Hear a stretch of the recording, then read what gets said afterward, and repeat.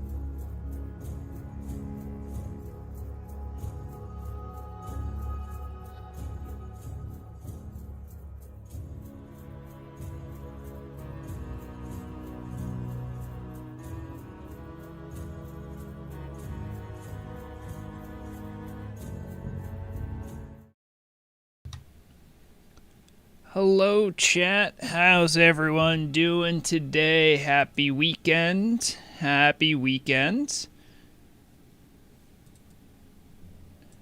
Who we got here? Lax Elf, hello as always. Keandros, good to see you. Channel Lurker, hello. We are fishing in Brill today. The lovely, quote unquote lovely, Brill. With its creepy music and all of it, where you can exclusively get, I think you can get sickly fish here. Nothing too crazy, though. I like to let some of the lobies who want to join in level up their fishing, and maybe even some of the high-level people get their fishing up too, who just never got around to it. So, it's an ideal spot. And as I previously mentioned, I found out right before streaming, because today is a Saturday where I help out at the church. But Dan wanted to jump along. Dan, you can say hello to the people. Hello, I am live from the opposite side of the planet from you. Wrecked. No, I'm in Silithus right now farming up dumplings. Yep. Wait, dumplings? You're on a warrior? Yes, I'm on my warrior right now. Okay. I was gonna say,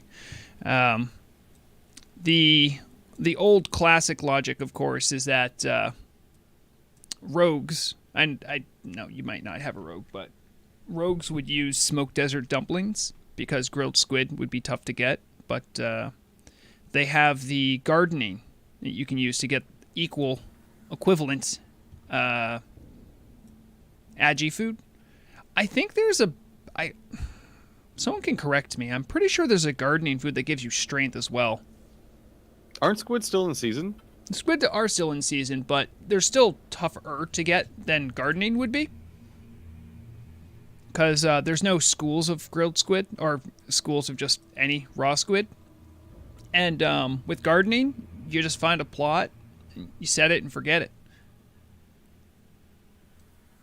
Okay, that's legit, yeah. I mean, you don't want to fully set it and forget it, because when you do that, someone might come by and take it. But I've gone over a couple times on stream. There's a technique you can use to find all the various garden plots that exist in the game. And it's not just like Elwyn Forest and Mulgore. There's like hundreds of them around the world. So if you're paranoid about someone taking your berries or whatever, there's lots of spots you can go to. So I play a warrior. My roommate plays a rogue. So between us, we got like every way to approach melee murder. Neither of us have ever done a thing in survival. Ever. That like you've been around the server long enough. I actually will publicly shame you for that. That's crazy. I mean, you've never touched a tent? I mean, I've sat under them. Oh, so you just leech off. Oh, I've everyone leached else's the hell work. off of it. Absolutely, yes. Your roommate who plays a rogue really should look into getting cleaning cloth, though. At a minimum. When you're in a group comp and you have poison, right, and then a shaman shows up, well, you still have poison on your weapon. You can't get Wind Fury, right? So there's that. Also, cleaning cloth is good for battlegrounds if you feel like, hey, it's caster heavy, I need more mind-numbing poison, or like, oh no, like they're really mobile, you want to change poisons out. You can clean it off. Granted, you can just override them, but I think cleaning cloth is a great idea. And fishing boat can help, but probably most people just do it for the tent. But of course, in there too is simple wooden planter. You need that to do gardening. You got to find the seeds. You can buy them on the auction house, but you can find them too pretty easily. They're not too hard to get. I don't think I've ever gotten the strength one, but I know there's like mushroom spores you can get. Yeah. Survival's fun. I know the team hasn't said what they're going to do with it, but I know survival is a skill that they can add things to that just maybe doesn't have a good home for certain utilities. I'm not great about my secondary professions. That's okay. Well, I shouldn't say that. I'm good about certain ones. Cooking and first aid, I am on that. White on rice in a snowstorm. If Absolutely, you're a 100% on warrior, top you of don't really have a choice. As a warrior, you don't. I mean, unless you have a pocket healer. But even then, like, their mana runs out. You still want to have some bandages. If it isn't first aid and cooking, though, I'm probably not doing it. And that's why that's why I occasionally will go to locations like Brill, not just to let the lobies by, but some people who don't work on their fishing, I think it was Thalaria, who's just come by and hung out in game, like for a bunch of fishing chats, and they actually leveled all of their fishing on stream.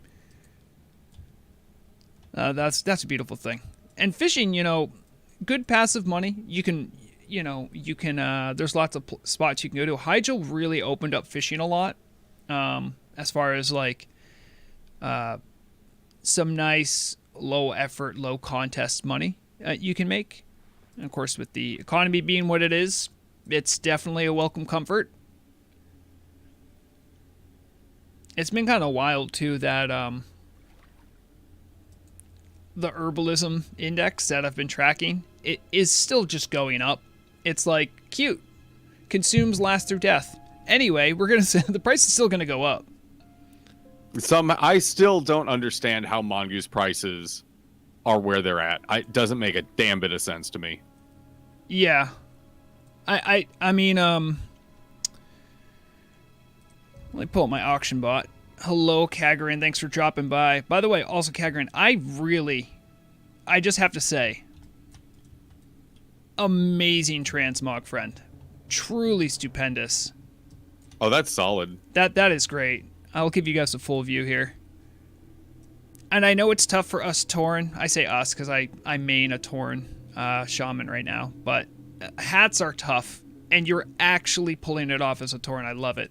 You don't see that enough.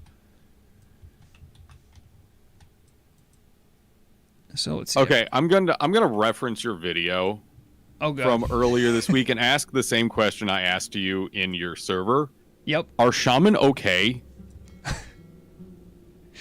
Yeah, I will answer. Shaman are okay. Shaman are okay. It's just that, as I said in my video, that metric I was showing was demonstrating how much essentially disagreement or how much discussion has had to go on, because most of what's been talked about in class channels, almost exclusively in class channels, has been what are the pain points, what are the class counselors' feelings, like what do they want the direction to be, and then sort of bandying about ideas for the future as well as how to enact them. So for some classes where there's just a ton of agreement about, okay, yeah, we all agree, like this is a problem, this can be fixed, the discussion's pretty quick. But shaman, probably, I don't think it's controversial to say that the first class changes that shaman got were probably the least impactful out of most of the classes, or at least didn't really fix many of the shaman problems. And class change 2 looks to be doing more heavy lifting. So there's been a lot more like rudimentary discussion. For instance, hunters probably don't have to discuss with each other about whether they should have a hunter pet. I think everyone agrees that a pet is a part of the class that belongs and should be there. And without citing any specific examples, I would say that there's been discussions that are that rudimentary in nature. I have to keep saying rudimentary because if I say elemental when referencing shaman, I might... People are going to get confused. And that's exactly. Just, yeah. But there's a lot of discussion happening because many of the problems with shaman really get down to like the base level of like, what is a shaman? How should shamans work? How should these specs work? And for other classes, they're performing as predicted. Some of them are even doing like well according to like the lore. And so the discussions like that will happen, some of them will be like lore focused, like, okay, but you want to do this with the class, but how does that fit into the lore? And then there's meta discussions of, yeah, that would be great for PvE, but it'll break PvP. So that's also one of the reasons why I think Paladin and Shaman were the most discussed about, is because a lot of the ideas that go on in those channels immediately have to be like, hold on a second, that will break PvP, And so it's like, okay, so then they have to workshop an idea even more. Whereas I think for some of the classes that are either better designed or better balanced or have less pain points, it's essentially like, hey, I have a cool idea. Oh yeah, that'd be cool. Let's see if we can do that. And there's like nothing formal proposed. It's just there's not much discussion about how that will affect everything. Shout out to my warrior brethren on that mark. Yeah. So joking aside, yeah. And as a caveat, I'm not involved in the class change council at all. I am not on the server. I'm not involved in discussions. I have zero say. I can neither confirm or deny that statement. Yeah.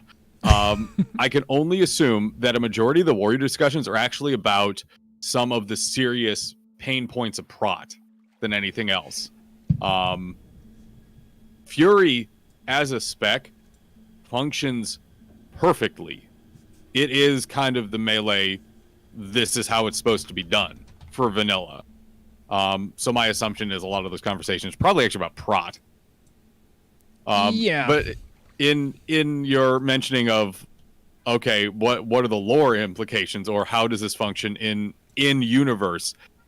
If I were on that server, I would instantly hop in the Warlock channel and be like, you all should not exist. This is something that has been brought up before, not specifically in Class Change Council or anything like that, but many times in RP situations, many people will pretty much have like a policy on like, hey, just so you know, this is sort of how this RP group deals with demons. Like having demons out, if like, and to be fair, like there's obviously plenty more newbie-ish friendly RP groups that are out there that are very friendly and nice, but I've definitely seen other groups that are like, hey, can't help but notice you're walking into town with a demon. Do you know how terrifying that is to everyone if we're in RP? So oftentimes warlocks who are RPing have to sort of figure out, just because of the reason what you're saying, how they're going to work around that. Now, that being said, in universe, there are definitely warlocks that exist on Azeroth. There absolutely warlocks that exist. And the context for why I say that is, the Horde outlawed demonic magic. Because of what happened with the Shadow Council and everything that Thrall had to deal with the God, no, my brain. I've been training for a new job this week, and my brain is mush. Oh, can you? What's the new job? Oh, I am the growth manager for a TikTok agency now.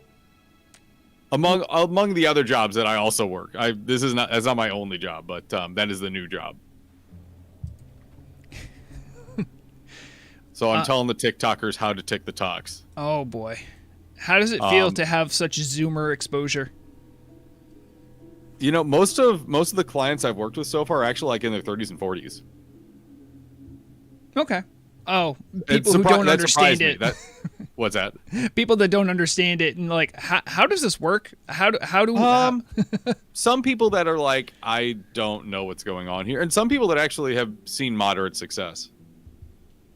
Again, surprised me. But anywho, because of what Thrall dealt with lethargy as well from the demonic blood that the Horde was coming down from after the Second War, the Horde outlawed demonic magics. And I don't know when that changed. There is no point when it changed. The Alliance, while Dalaran never took like a super hard stance against, okay, you can't even look into some of these things. Stormwind in particular has imprisoned people who regularly practice both necromancy and demonic magics. So my basis for asking that question is, sure, there's warlocks and there's necromancers out in the wild, but as an organized group, as people who are allowed to walk free on these streets, it makes zero sense.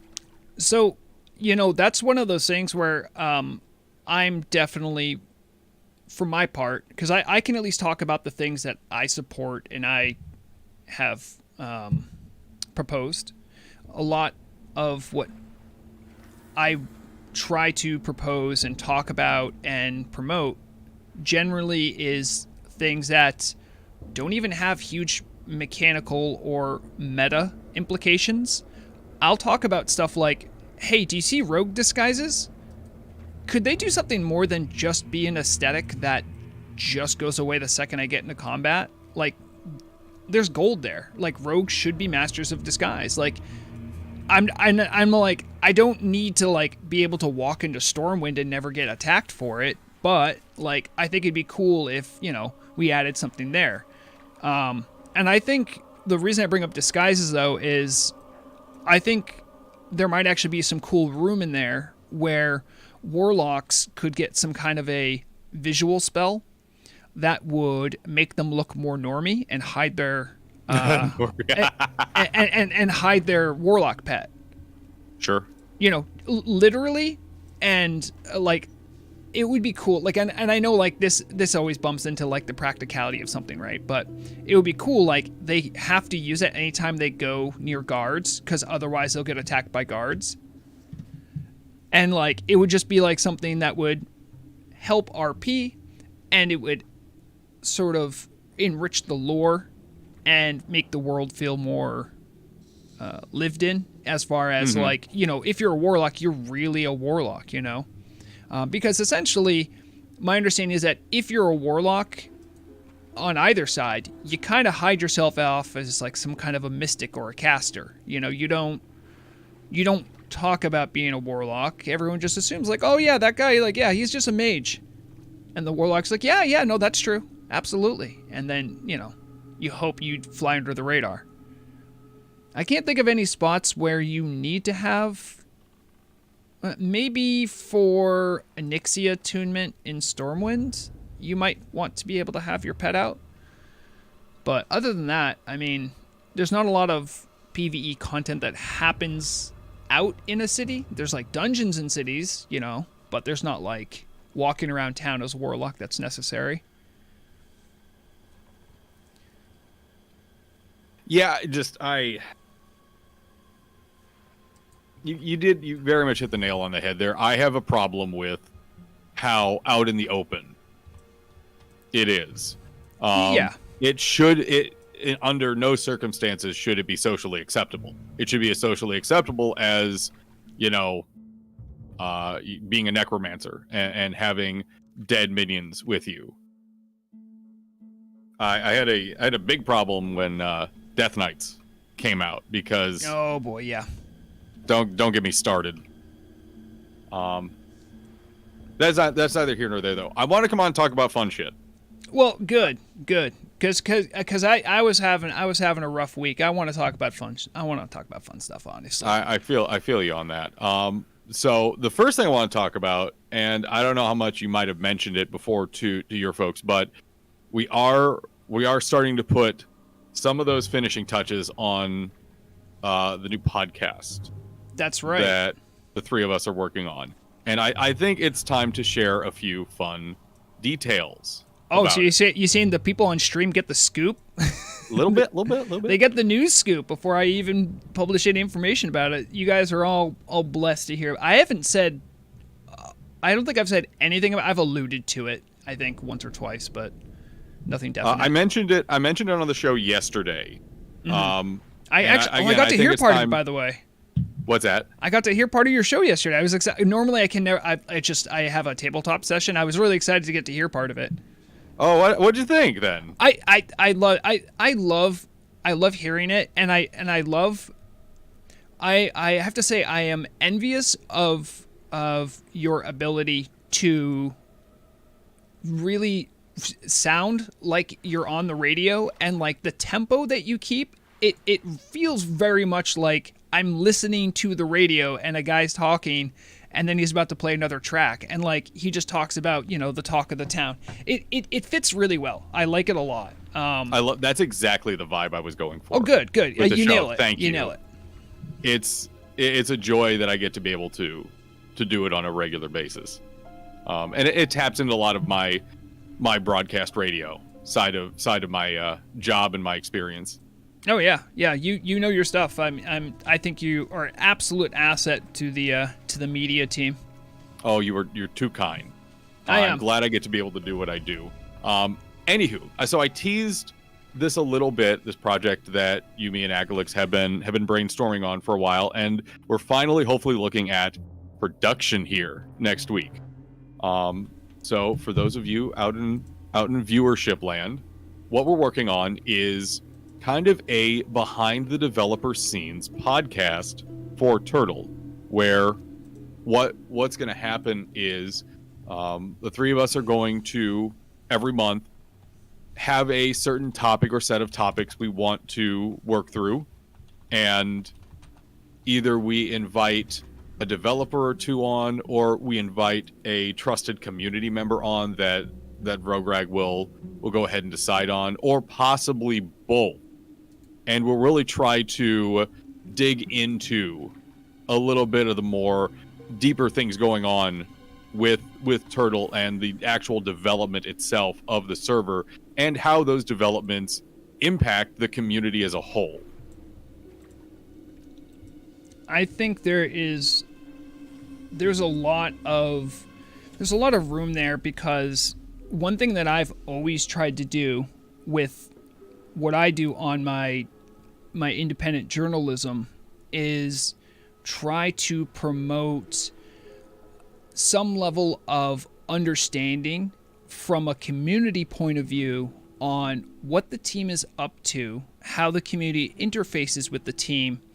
And one of the big things is this, it's like understanding that like they're people and like they have, you know, Acalix obviously will always be, as a PR person, always very much a cheerleader for the server.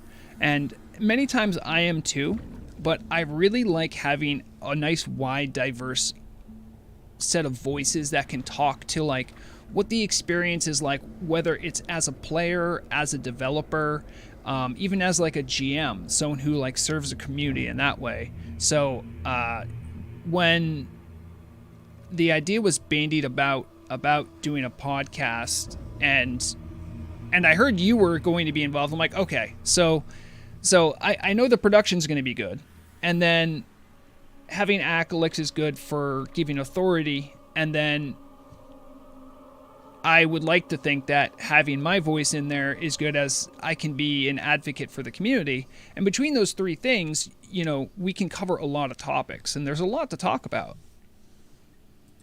There is, and that kind of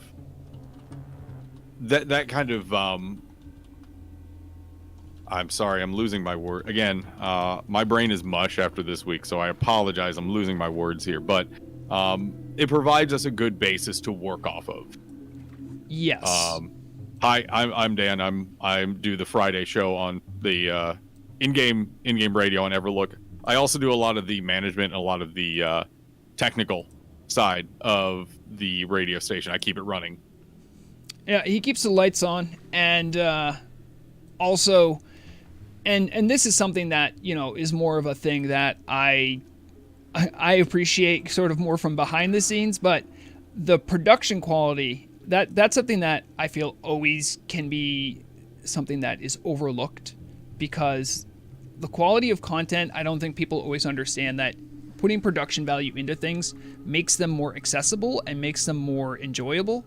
And if you don't have that, you can really run a risk of just having kind of a very blah like product, essentially. So I think something that people don't think about is that, like, if the radio sounds good, that isn't like an accident. That isn't because like you know, a program did it. No, that's because there are people that are like mixing things, that are looking at leveling and I don't know all the technical terms, but like making sure that, you know, like making sure it just sounds good.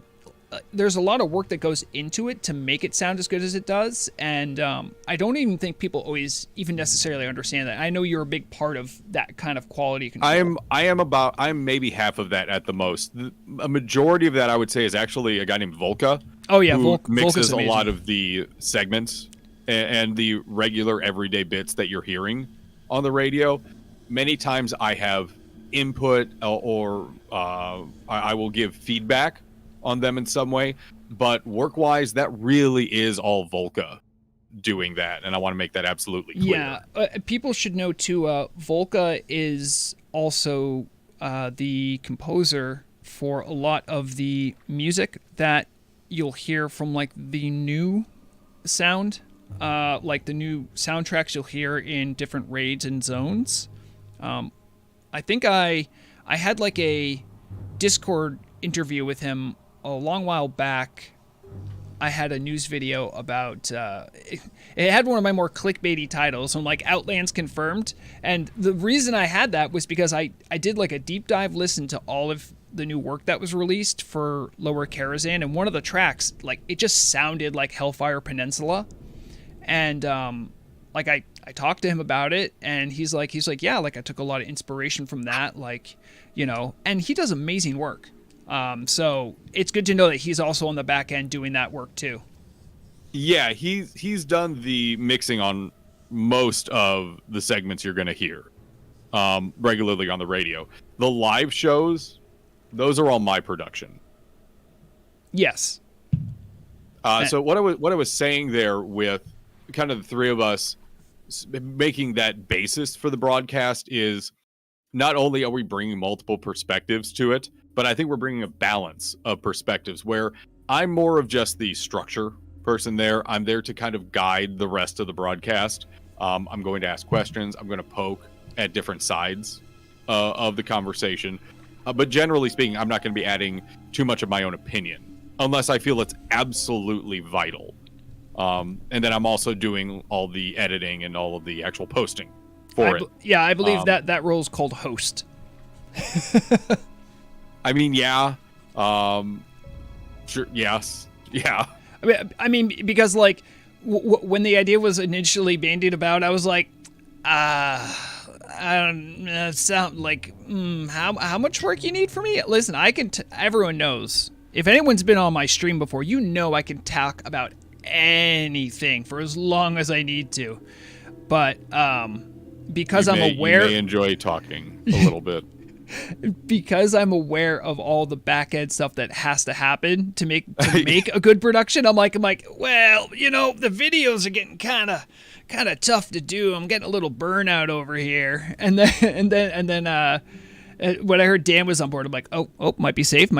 Let's see.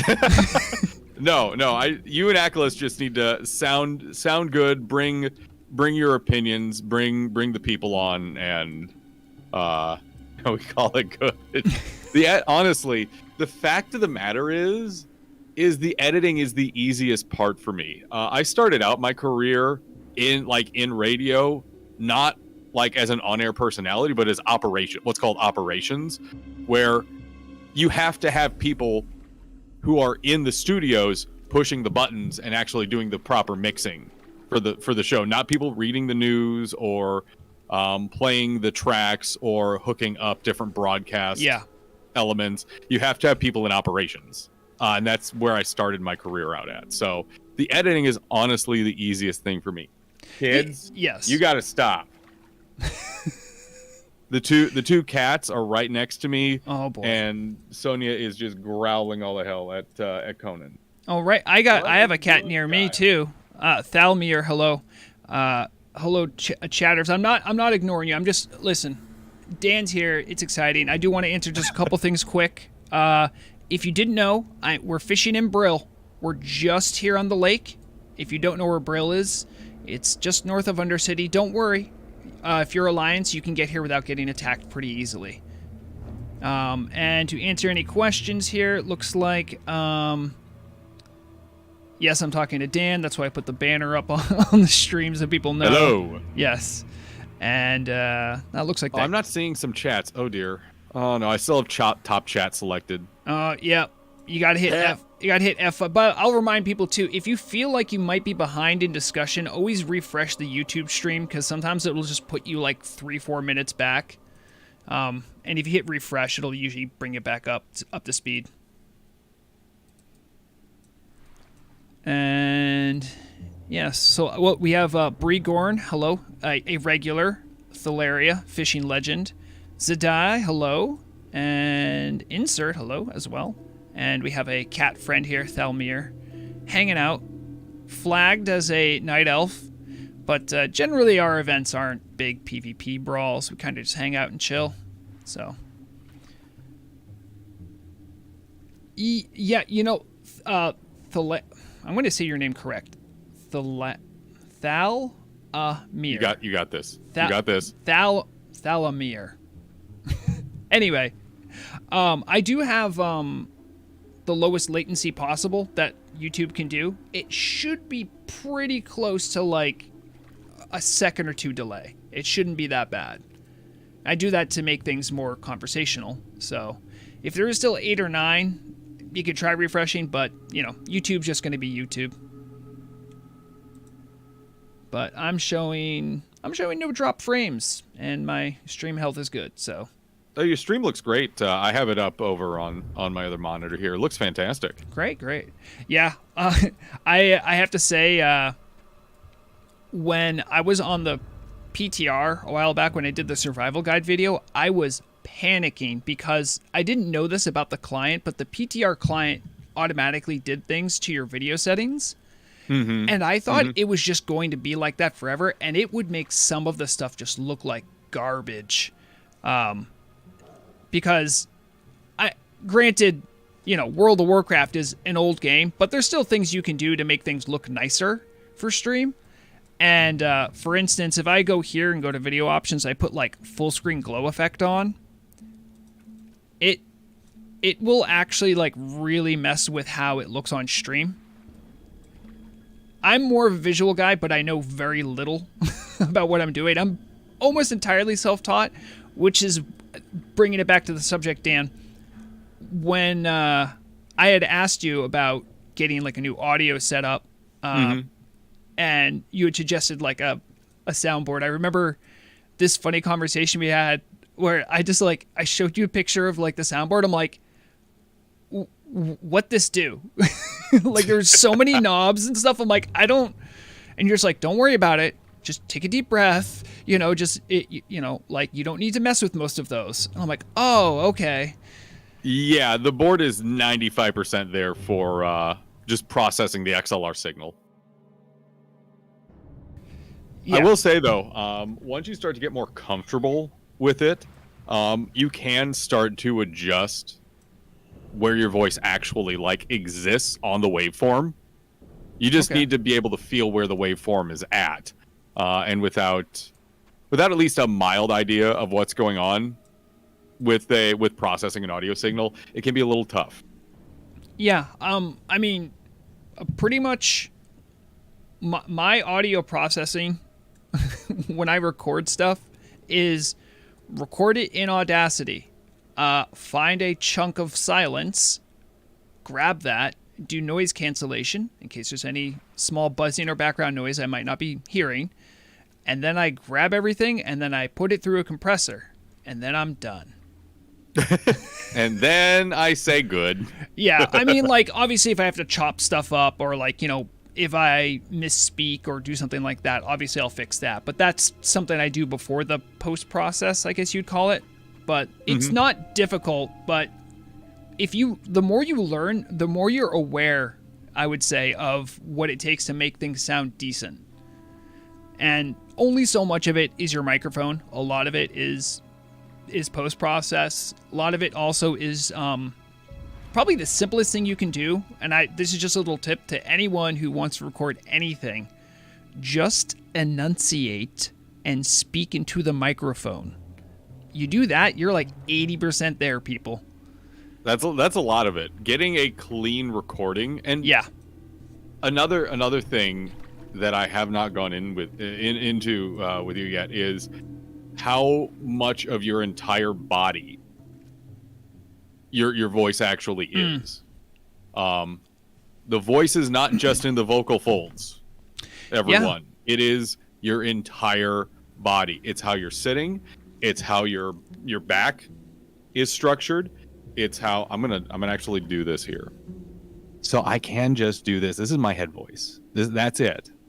If I'm just using my vocal folds and using my sinus, this is what I sound like. That's it. If I'm actually like sitting up and breathing and using my diaphragm, this is what I start to sound like. And it's instant. You do not need to, take any medicine or suddenly like, cough up a lung to get there.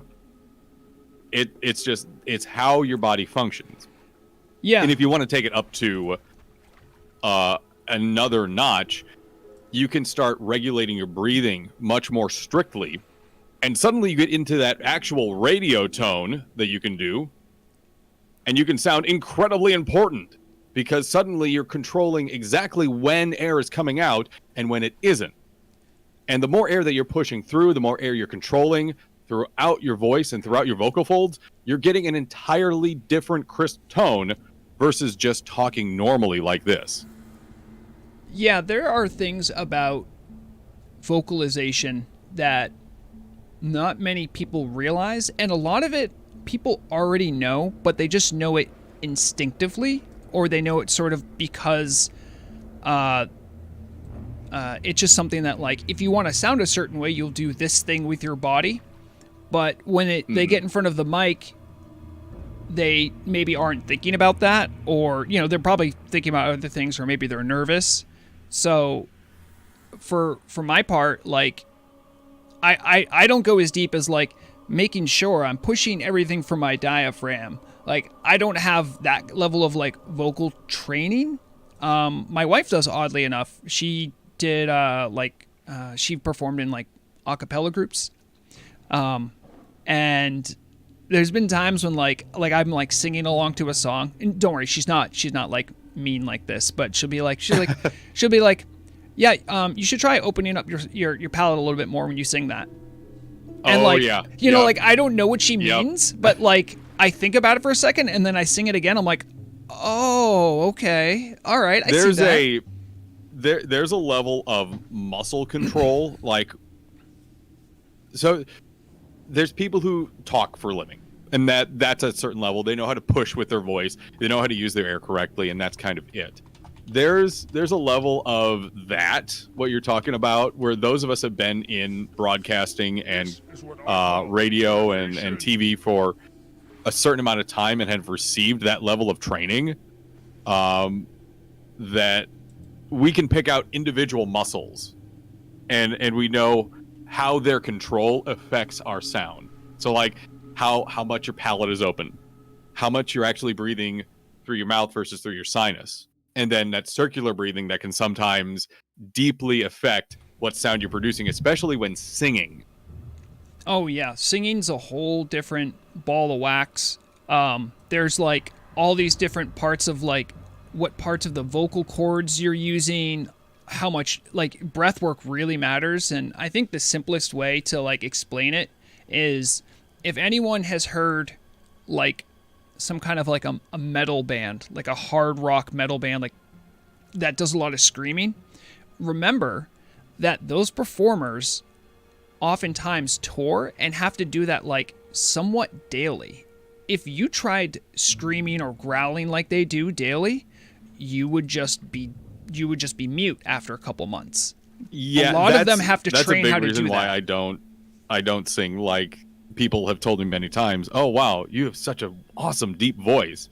You would be great at singing." No, I'm not. No, absolutely not. My voice does not have the duration on it. Hey, to last through that. I see a message here from Lax Elf, who I believe is Little Karen, and they ask, how does someone become a voice actor for Turtle Wow? I've been thinking of how cool it would be to make use of my different voices, and it's a dream to be, like, in a WoW game.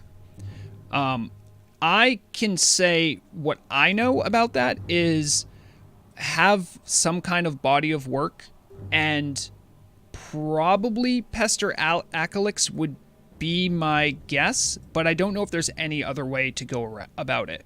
It depends, like, what you're looking for, because if you want to be on the radio, you can talk to me. I can handle that. Yes. Yes, Conan. Sorry, he just screamed next to me. What's up, buddy? Come here. If you want to, like, do voice acting for the server itself, I don't even know if Acalix deals with that.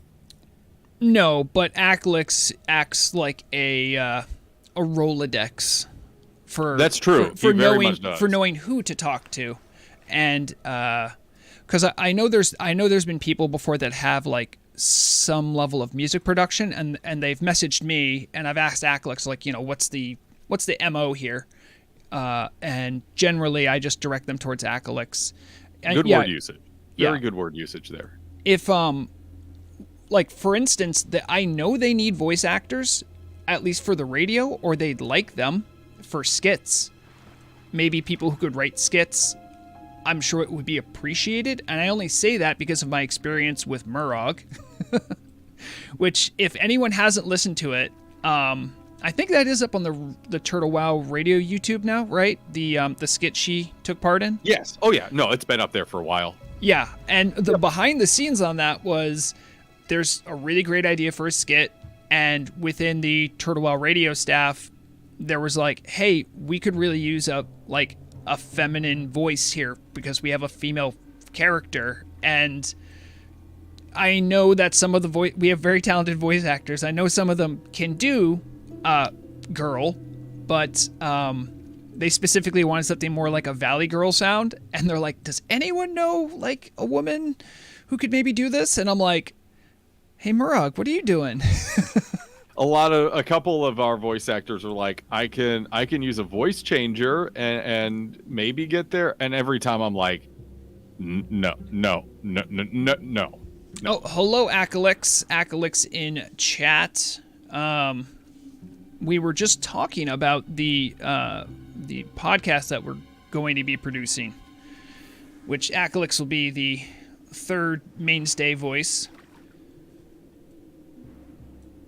A voice actor for bosses or NPCs. I don't know about that one. That's definitely more of a developer management level thing. Yeah.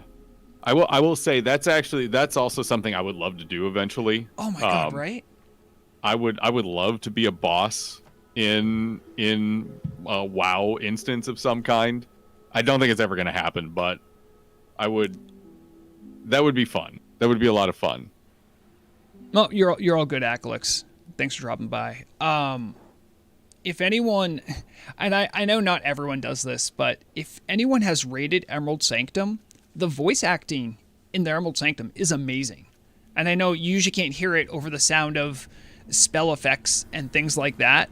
But if you ever get a chance and you're doing Emerald Sanctum, try go into your sound options, turn your sound volume. Oh wait, no, sound volume is voice, isn't it? Yes, it is. You can't hear it that well. I got to hear it like hundreds of times because when I was on the PTR for the video I made, I was like testing the boss to see like how does this work? Like what? And then because I had like mega GM permissions on there, I just kept like summoning and killing it. So I heard that voice line so many times. After a while, I'm like, this is pretty good actually. I'm loving the level of activity today, by the way. Not only do we have Akalix there in the chat, but Shagu is online. A rare time where the myth, the legend Maker himself is around. I love Shagu is like the friendliest most chill person you can bump into. And if you ever like have like a genuine question of a PFUI or you just want to thank him, like he'll definitely respond. At least he has, and I know this because I talked to him when Vrograg was a nobody. Before Vrograg was the news orc, like I actually had full conversation because I had like a question for Shagu, and he'll chat you up. And Shagu's also canon in the Turtle Wow universe. There is a quest giver in Durotar whose name is Shagu. I remember this. Yes. And you have to go run all over to get him his pipe weed. He's in Bloodhoof Village. Thank you. I said Durotar. I meant Mulgore. But yeah, he's there. He's canon. I was supposed to be canon too, but it didn't make it in. I'm just gonna throw this out there. If I was able to choose like what or who I'd be voicing ever in the universe, it would probably be a Scarlet Crusader, or specifically like an old paladin who's like, you all are doing this wrong. You all are horrible. You all are evil. That's just where I would be. Well, hold on. I mean, usually most of the content is taking down baddies.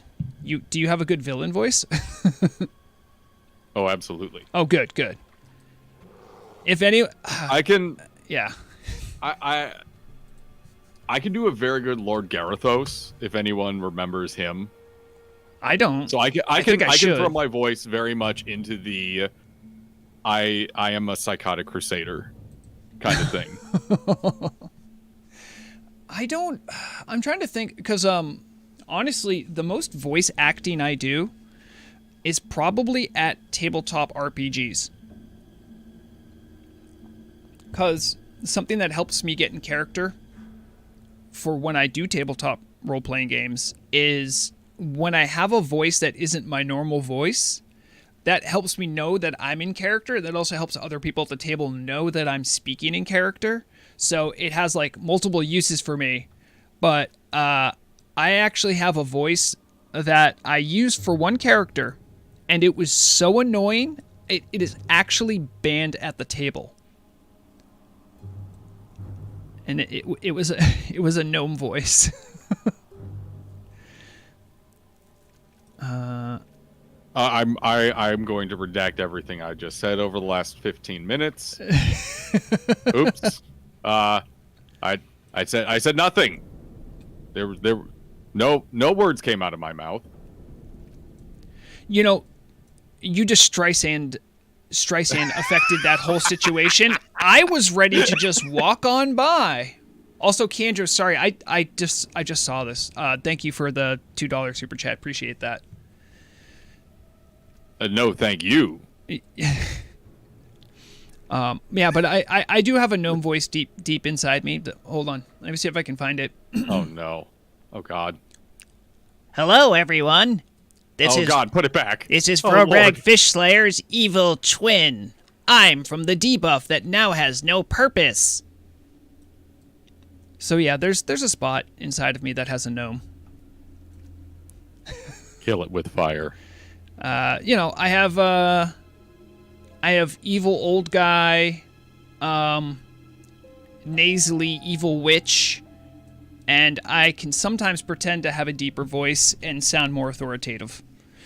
That's my that's my range. Sometimes I can try, because there'll be like female NPCs, and I'll try to put some of like the feminine sound in my voice. It is difficult because it isn't something that's simply just pitch.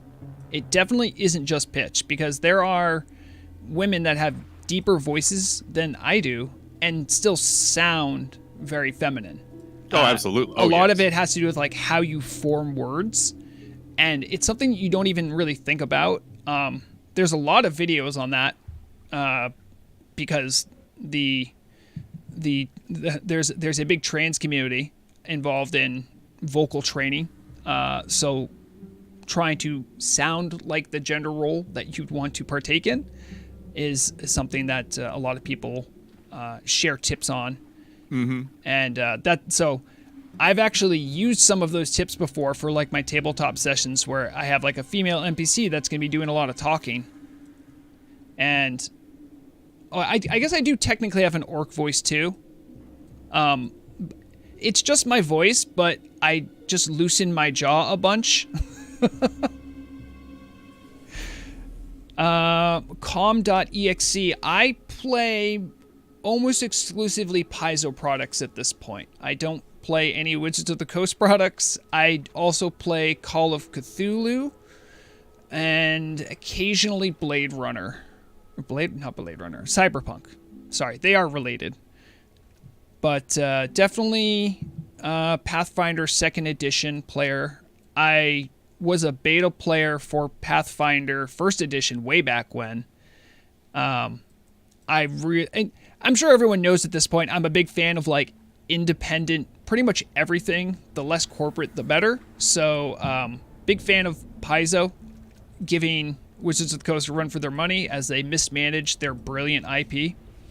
Absolutely agree. I did start with Dungeons and Dragons, but to age myself, I started with Advanced Dungeons and Dragons, which is also known as 2nd Edition. This is advanced, Mark. No one's gonna get that reference. There's no one that's getting that reference. No. Also, and back when you had to figure out if you hit something, you had to use THAC0. If anyone even knows what that means. You know how those of us who are at least like 35, you just gave very serious anxiety to. Yeah. Don't get me wrong. D&D is seminal in the development of tabletop role-playing games, as it kind of was the beginning of them. You could argue certain wargaming really started it, but the Dave Arneson and Gary Gygax, those duo really made it what it is, and it was formative to how I understand gaming. Probably to this day, it's probably my favorite gaming I do. But it's always superior because you always are playing with people that you at least know somewhat, and you all have sort of an agreed upon rule of what the game should be, how it should be played. I'm also super spoiled in the fact that, well, I don't know if I was spoiled, but I am married to someone who not only plays tabletop, but is like probably margins a huge amount better than me at them, in that she can just do it better. I can do the writing part really well, but as far as like managing a game, she's just tops. And she's right now finishing out a campaign for one of the groups I do, and we have another group we play on where it's sort of rotating GMs, and she's doing that one as well. So, well, that's fun. Yes, she's. I know I'm not impartial when talking about Morag, but all of the people that I play tabletops with also agree that it's a big win when Morag can GM. Fuck yeah. Yeah. On the voice acting note, before I want to just highlight something real quick, because I am blessed with a voice that can go very deep. If the timing is right, if the moons align, I can do a very good Tauren accent. Oh, really? I also know how to properly pronounce words in Shu'Halo. I do not know how to do that. I'm sorry, not Shu'Halo, Torahe. You know, I have to tell you, I really wish Orcish was back in the game. It makes me sad that I don't have Orcish.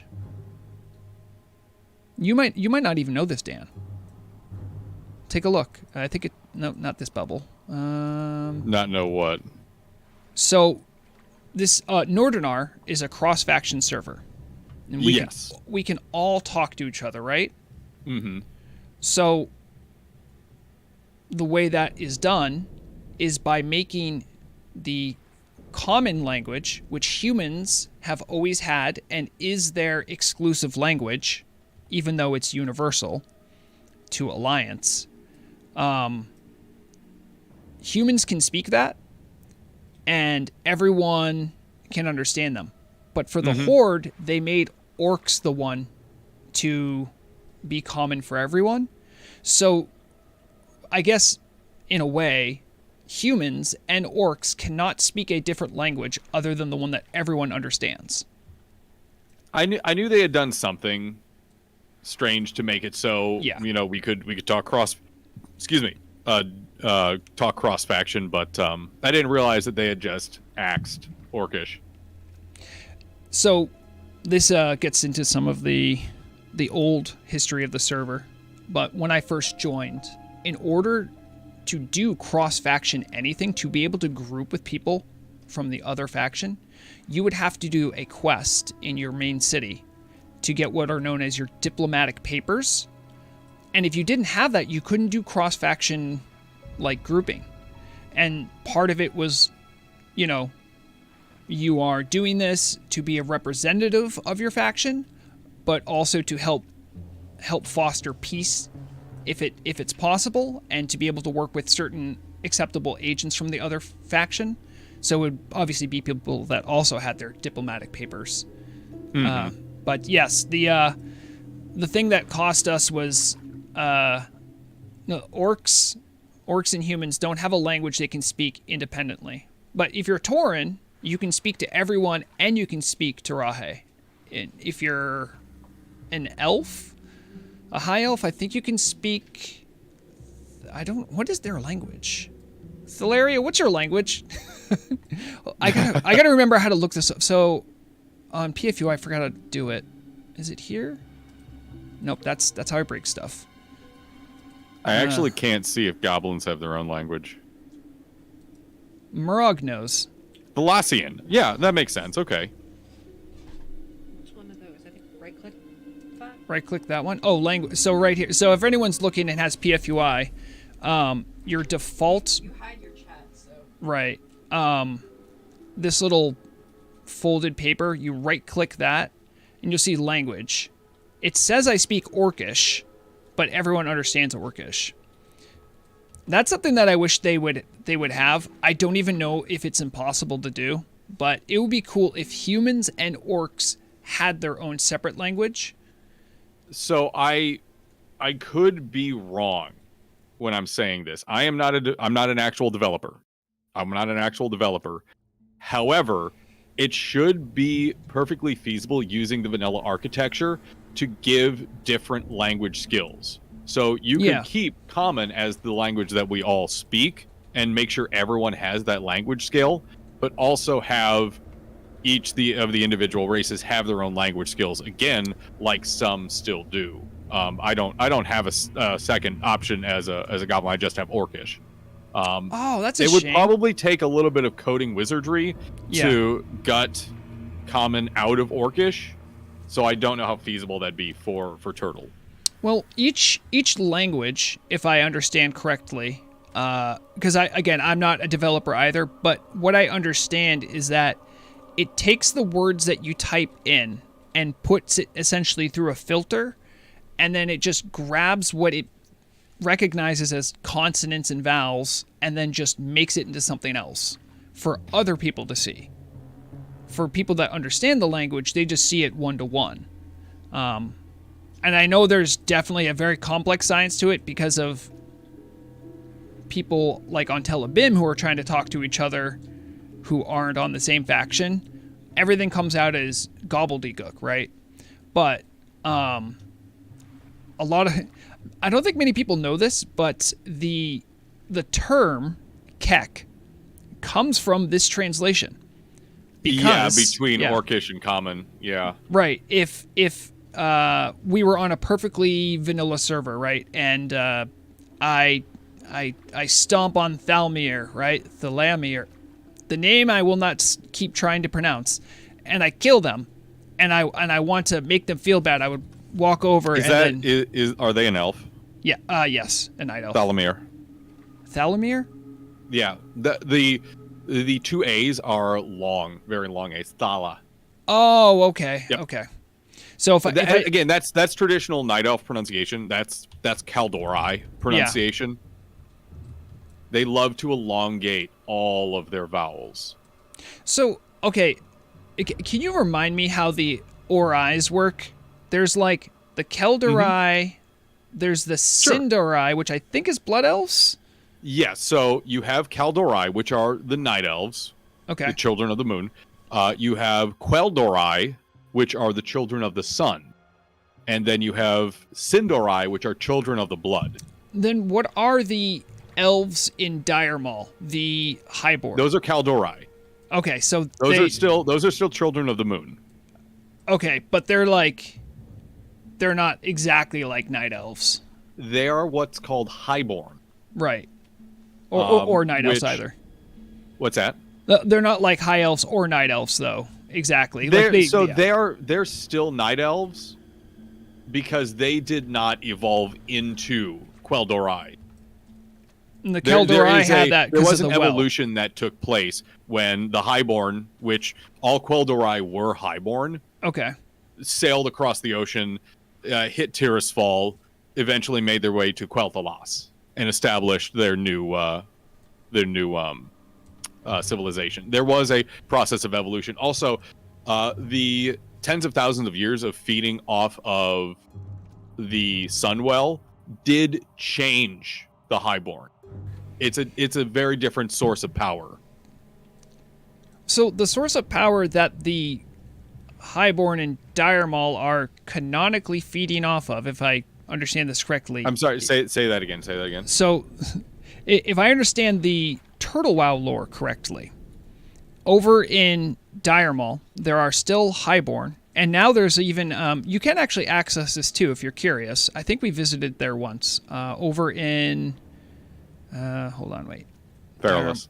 Feralis, yeah, but they went to Desolus. So there's a camp, the Ronathalas, right here. This is where more Highborn went and emigrated to, because they kind of found out the guy in Dire Maul is insane. So the source that they were feeding off of was essentially a captured demon. Yes. Yeah, they were feeding off of a demon. So, why did they not become more like blood elves? Because blood elves never fed off like demons directly. Right, but they fed off a fell-tainted Sunwell, right? No. Oh, I thought they did. No, blood elves fed off a Naru. Oh, I see. It's been a long time since I've done or thought about that quest. Okay, so Yes. all right, so there was a corrupted Naru that made them into blood elves. It was not corrupted. It was after they were done with it. And well, they literally sucked the light out of it. They Holy crap! They inverted the Naru because they drained it so heavily.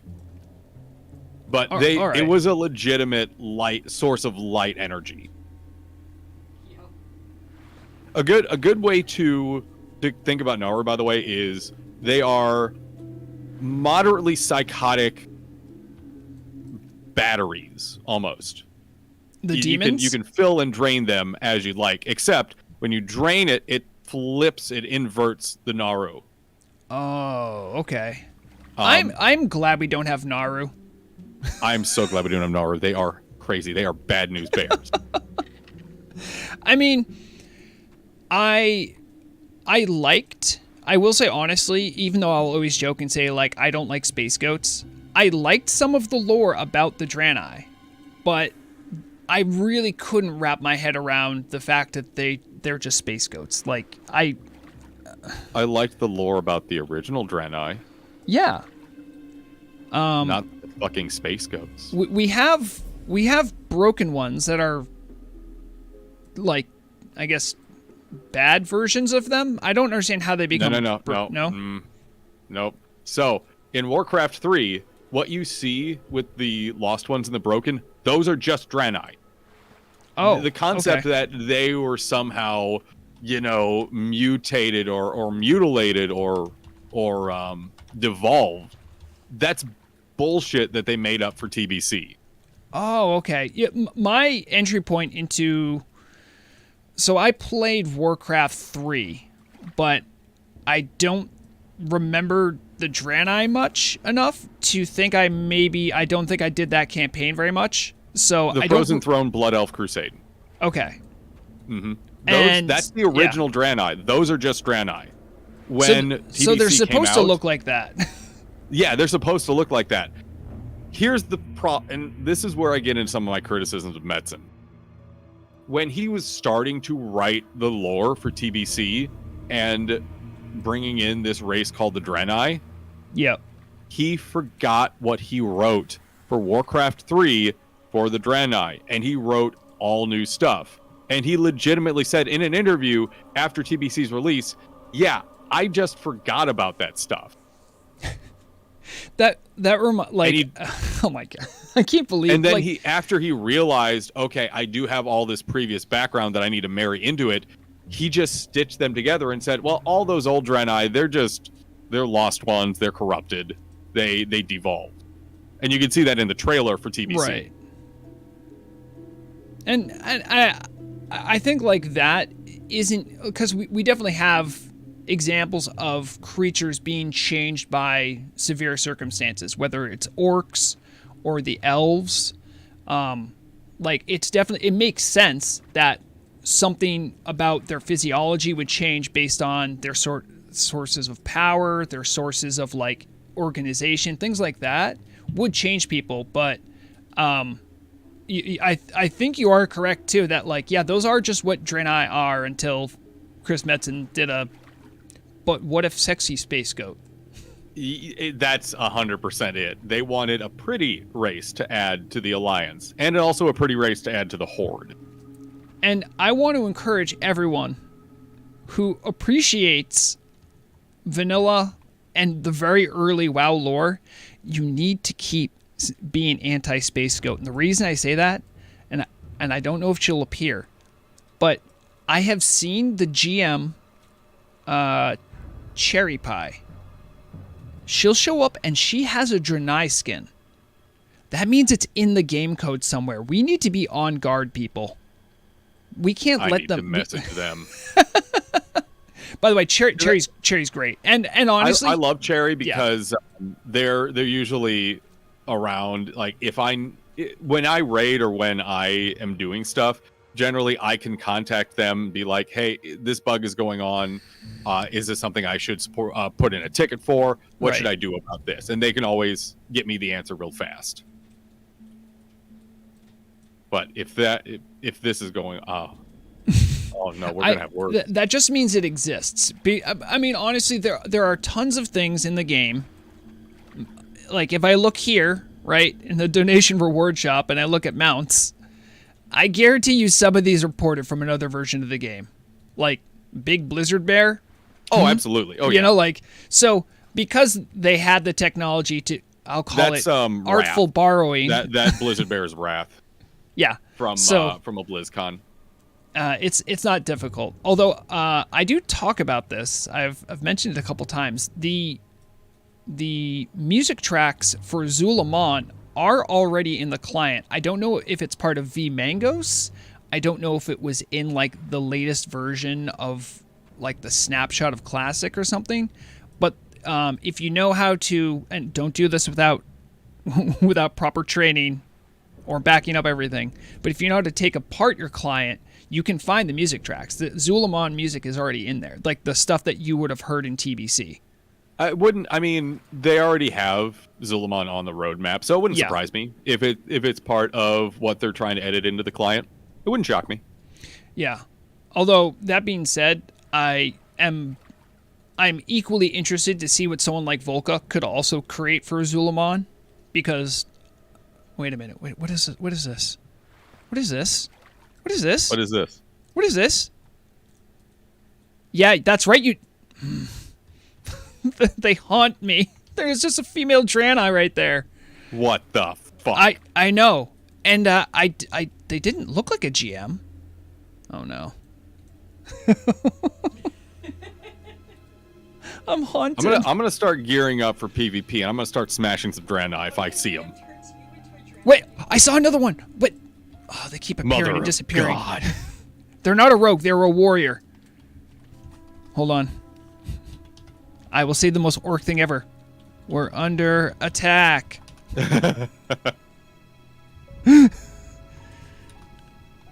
Proudly, by the way, I'm up to 3 pieces of Tower Forge. Oh, really? Yeah, I think Mace might be in the future for me for PvP if I ever want to actually like get into it. Wow. Yeah. See, there she is again. Okay, it is a GM. Okay. All right. We can't kill the Draenei and take her head and her horns for trophies. Curses. Wait a minute. What faction are you? Even GMs have factions. I'm curious. I don't know if you can say. Slash who that person? Well, they're GMs, so they might have. Oh yeah, it's not gonna show up. Damn it. See, now I'm curious. Well, and that's a problem. Okay, but the GM says that they're neutral to both. You say that, but on my media GM account, I can auto attack things in Stormwind. I've done it once on accident. I know that because of the mistake. I can't do that in Orgrimmar. Koi is saying that that character's a night elf on the system.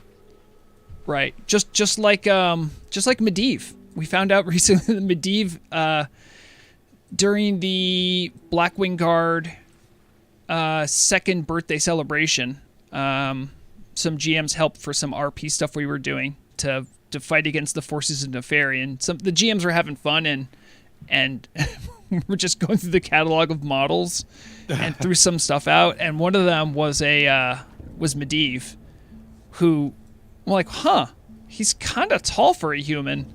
And you didn't know that the base model for Medivh was a Night Elf? I didn't. Yeah. Makes you think. Who's really his dad? You know, we know who his mom is, Egwin, but who is the real father? Because I read that lore entry. I remember there's a guy who claims to be the father, but he looks taller than that guy. That's all I'm gonna say. That's fair. Really quick, because I do need to hop off here pretty soon. If I don't make lunch soon, the roommate's gonna start revolting. Oh, jeez. And You don't want I don't want that. to be lit on fire here today. No.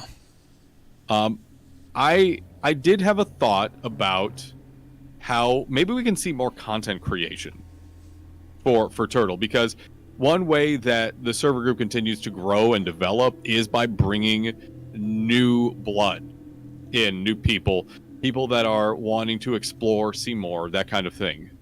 Yeah. And obviously this is not a conversation I should just have with you alone and expect something to happen. I need to talk to Acalix. I need to talk to folks that are able to do stuff about this. But what I would love to see more throughout the Discord and Twitter is maybe like weekly content spotlights that showcase different content creators throughout the community, not just yourself, not just the people that we normally see. Try to really stretch out to find people making fresh content, either showing instance runs or talking about story and lore, or in general, really giving people that carrot on the stick to make more content. Because one of the best ways to grow and develop and bring that fresh blood in is to get more content creation happening from it. And as it is, obviously it's a private server. People are scared to stream it on Twitch because the banhammer can come down for that. So I think there should just be, more regular incentives. So I'm really trying to think like, okay, how can we do more to spotlight the people who are really going out of their way to make content and get more visibility for it? Well, if you saw my last news video, you probably knew or know now that I quote unquote ran an ad, right?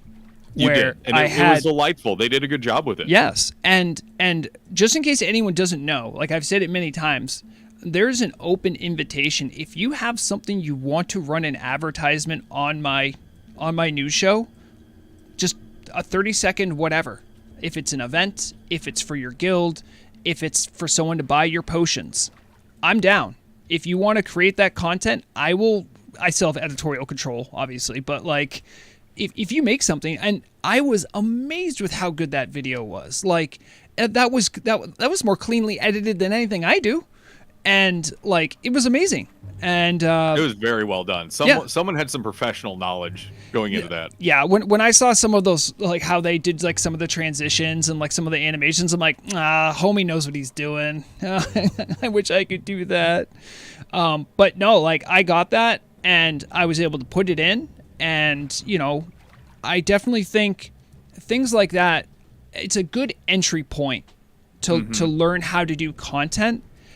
I'll tell people that I am self-taught. Everything I know, you just sit down, watch a YouTube video, and figure it out. There are tons of free tools to do this stuff, and part of the great thing about content is that you can keep telling a story, and like that is what I've really enjoyed most about doing like the news, is that there's always like a narrative of what's going on the server, who's doing what, and there's like characters that you build up over time. And I think it really adds something. So any incentive that could be done to encourage people to try their hand at making content, my experience has been that the community is overwhelmingly positive. There's always going to be, some people that have their own opinions that are quite vocal, but like it's fun. And it also gives you a different perspective on the game. So like, yeah, I think that's a great idea, and I would actively encourage it. And here's kind of where I'll leave it at, because I don't want to be. Hey, you! Bless you. Excuse me. I did not expect that. Here's where I'll leave it at for right now, because again, I don't want to beat a dead horse. But hopefully with Everlook putting out its own regular content now, and with having a backlog on the YouTube page, hopefully that gives us a little more of that backlog we can use as needed.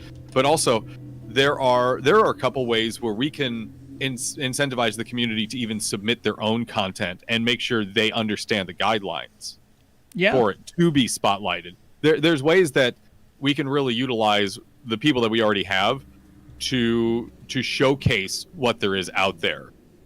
So Aglix, maybe after we record here this week, we sit down and talk about a little bit of that, because I think there's a lot of potential there, and I want to see some more growth for the server group as a whole.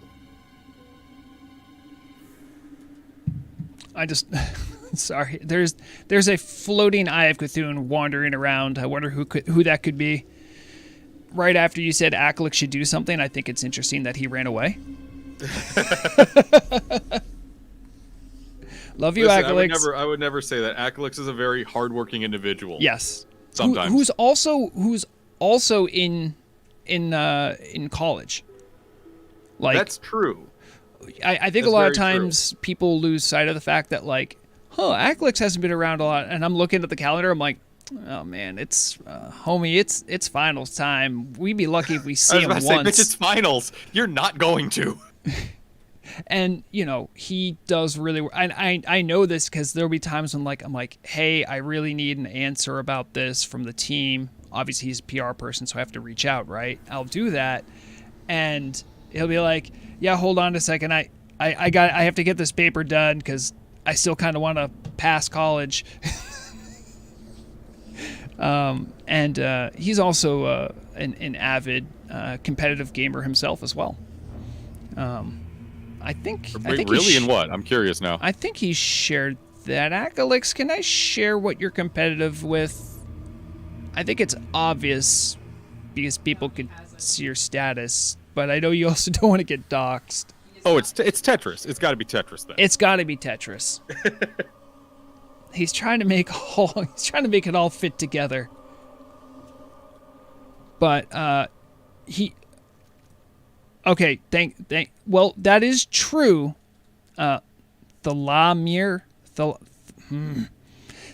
word, something about the word I struggle with the Mir. I'm just gonna call you Mir. How about that? It's so simple. It's Thalamir. Okay, so I have Aklix in chat saying I compete in CLOL League's collegiate scene. That's intense. That's so actually pretty intense. He is a dirty League player. I'll never look down on League players. I played Heroes of the Storm for far too long. I could never get into MOBAs. I loved Hero. I was in one of the early Halls of Fame for Heroes of the Storm, actually. Really? Oh yeah, I was one of in the very first alpha. I was one of the world's best Uthers. You'll love to see it. It was fun. It was good times. Anywho, I need to dip out here at this point, but I will also like to remind everyone, please make sure you're getting on the Turtle Discord and you're sharing out your guild notifications, your guild spams, because on next week's show, I am going to be doing another round of guild announcements. Ooh. So I'm only going to be taking them from like Tuesday and onward this week, because it does take a lot of time for me to actually compile them. So make sure you're getting your guild notifications out. Make sure you're getting them out there. And if you do need access to be able to post those, I believe I was told ask for assistance in the support channel in Discord. Yep, they'll give you the tag and you can post in there. It's always fun, though. The first time I did that, people really enjoyed it. So I'm going to make it a regular thing. Next week is going to be that on Living in the Past here. So get your guild bumps out. Well, thank you very much for dropping by, Dan, and and kind of putting a little chum in the water for the fish to nibble on before we work on the podcast. I'm looking forward to it. And as always, it's a pleasure to hear from you and have you along for some fish and chat time. Thank you. Best of luck with killing that Draenei. Yeah, we'll find her. Don't worry. Have a good day, buddy. See you later. Okay, Chad, I can pay more attention to you. Sorry if I was neglecting you. Dan's very excited about the podcast, and so am I. Although it does mean that I am becoming a man of a certain age if I start making podcasts, right?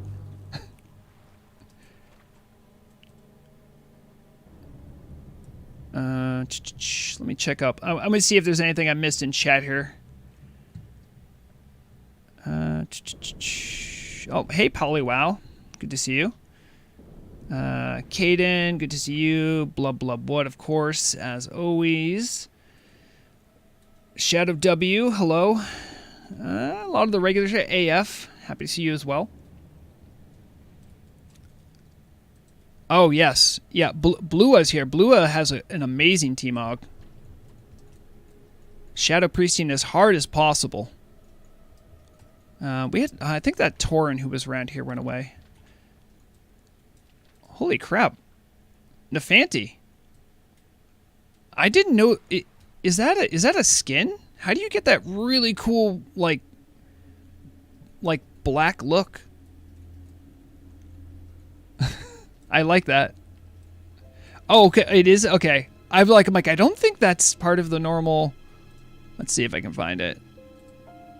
Oh, Touch of Darkness, Undead Male. Yeah, that's pretty cool. I'm assuming you have to be Forsaken for it. Hello, Lightborn. Oh, look. It's a paladin who thinks he's better than everyone. How unusual.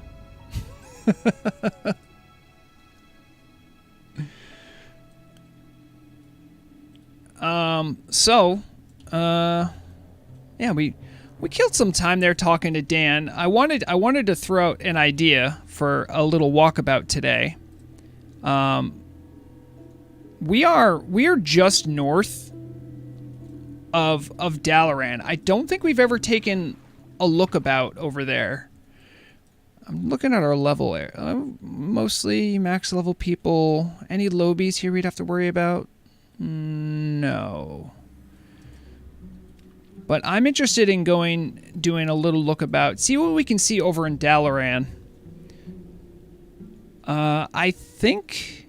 Someone could remind me, but I think the Dalaran NPCs are only aggressive towards Horde.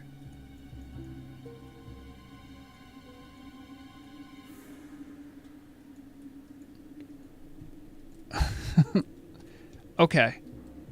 But I think the Horde that are here are high enough level that we won't have to aggro everything. However, does Dalaran have a reputation for alliances? I don't want to screw over anyone's reputation. We should Of course they do.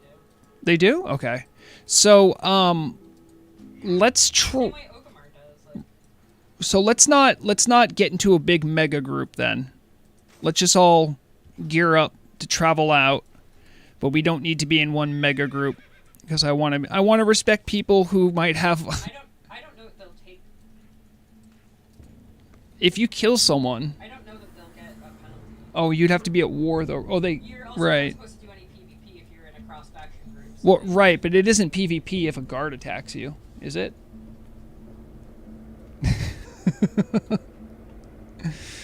All right. Oh, wait, this isn't my normal. I have two wolves. This is my old wolf. I want the black wolf. There it is. All right, we're going to go take a little trip. I have to get rid of this because that's gone now.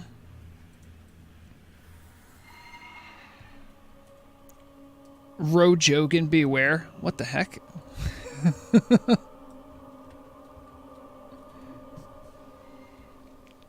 So yeah, we're just gonna head like, we have to kind of thread the needle because of the alliance people with us.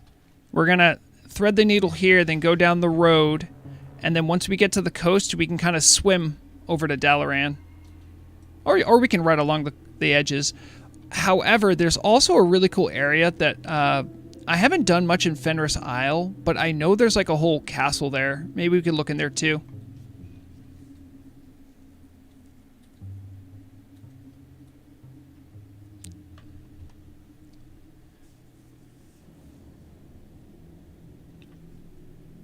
And for anyone who pays close attention to my YouTube stuff, yesterday I posted like a sad boy post. I was all bummed out about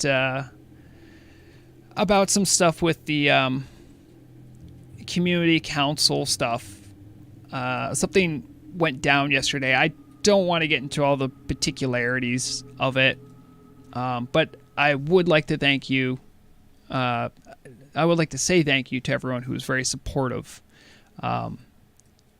I published the news video that had the great illustrations of the cars by Riddle of Lightning, shout out. But I'm very limited on the information I can give out on what's going on in the Class Change Council. And I really just desperately want to give you guys some idea of what has been going on, you know? And I guess I shouldn't be too surprised, but some people took the information that I put out as misconstrued it, even though I did a lot to make sure it wasn't misconstrued. Sometimes it's difficult to just know that people will sometimes misconstrue things you say. And this isn't a situation where I was upset that I didn't really do anything wrong. I was just bummed out at the consequences of giving irresponsible people information. You know, that's just going to be something that's going to happen. It's just how the world works sometimes. Part of me wishes I had made no report about how many people were posting what in what channels, you know. But I think overall it was better to give the public a view, just because it caused some other class discords to have meltdowns and draw completely incorrect conclusions. You know, it's just disappointing, and I was really bummed out because one of the things I want to avoid more than anything else is, like, I don't want to spread ignorance. I want to spread good information. I want to help educate people. And when people do things like that, it's very depressing to be in my position. So, just wanted to give you guys a little bit more context on that. Hopefully that was enough context. Thank you, Nafanti, exactly. I think, but no, Gnelf, I have not been starting flame wars on forums again. The thing I'm most culpable for is leaving information out that could generate flame wars. Thalmir? Oh, I got it. Thalmir? Yeah, I got it. Yay! I can't speak to, because, like, the class council isn't I think our sort of charter is to oversee class changes. I don't think we have a lot of say in gear unless it has to do with class changes. For instance, if I were to go and say rogues should have axes, there would be people who would say, but this axe would be too strong, broken, blah, blah, blah, right? I think at that point we could start talking about itemization, but we're not designing items or set bonuses. The variant tier sets is something I think a lot of people are very interested in. By the way, Alliance people, there's a Undercity dude here. He's level 13, so you can probably just walk around him.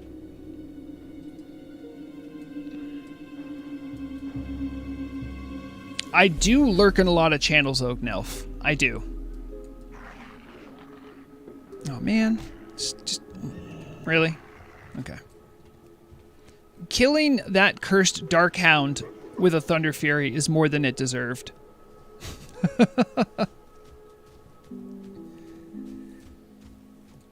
I'm thinking also the next news video I put out, it's gonna be pretty short. If I'm gonna be real with you guys, the changelog's short, and there hasn't been any big announcements or anything, so it'll be good.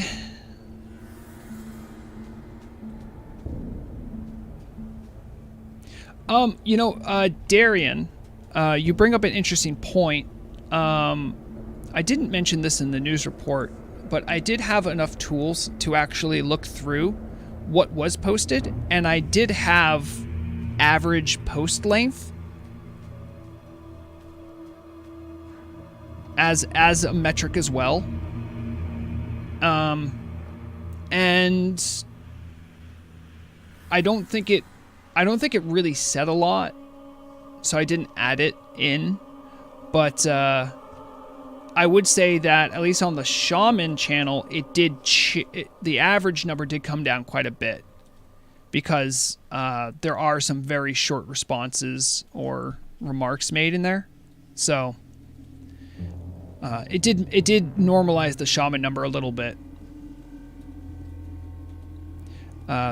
Really, my biggest takeaway was that almost in general, there are some exceptions, but the more conversations that are being had is pretty much a indication of how much there is to talk about and how much there is to debate. So the classes where there's just a lot to talk about, there's just more conversation happening. And that doesn't mean that classes like Hunter or Warlock don't have things to talk about. It just means that whatever they're talking about is just a lot less contentious. And there's just more agreement about like what a Warlock should be, what a Hunter should be, how they should interface. Oh, we just went through a little world bubble there.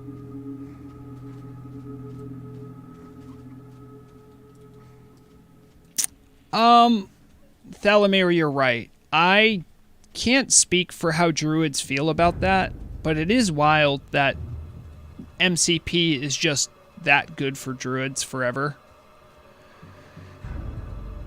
Lightborn, we're not going to get two-handed axes. From a complete lore perspective, I guess we can walk along the coast. We don't have to swim. From a complete lore perspective, I don't think it's crazy for rogues to get axes, but the way the current axes are and the way they're designed, it's not really with rogues in mind, and I think that's why there's so much hesitation. But I do find it particularly annoying that as a rogue, I can use a throwing axe, which, if anyone's throwing an axe, it's a lot harder to throw an axe well than it is to hit someone or to like chop wood or something, you know what I mean?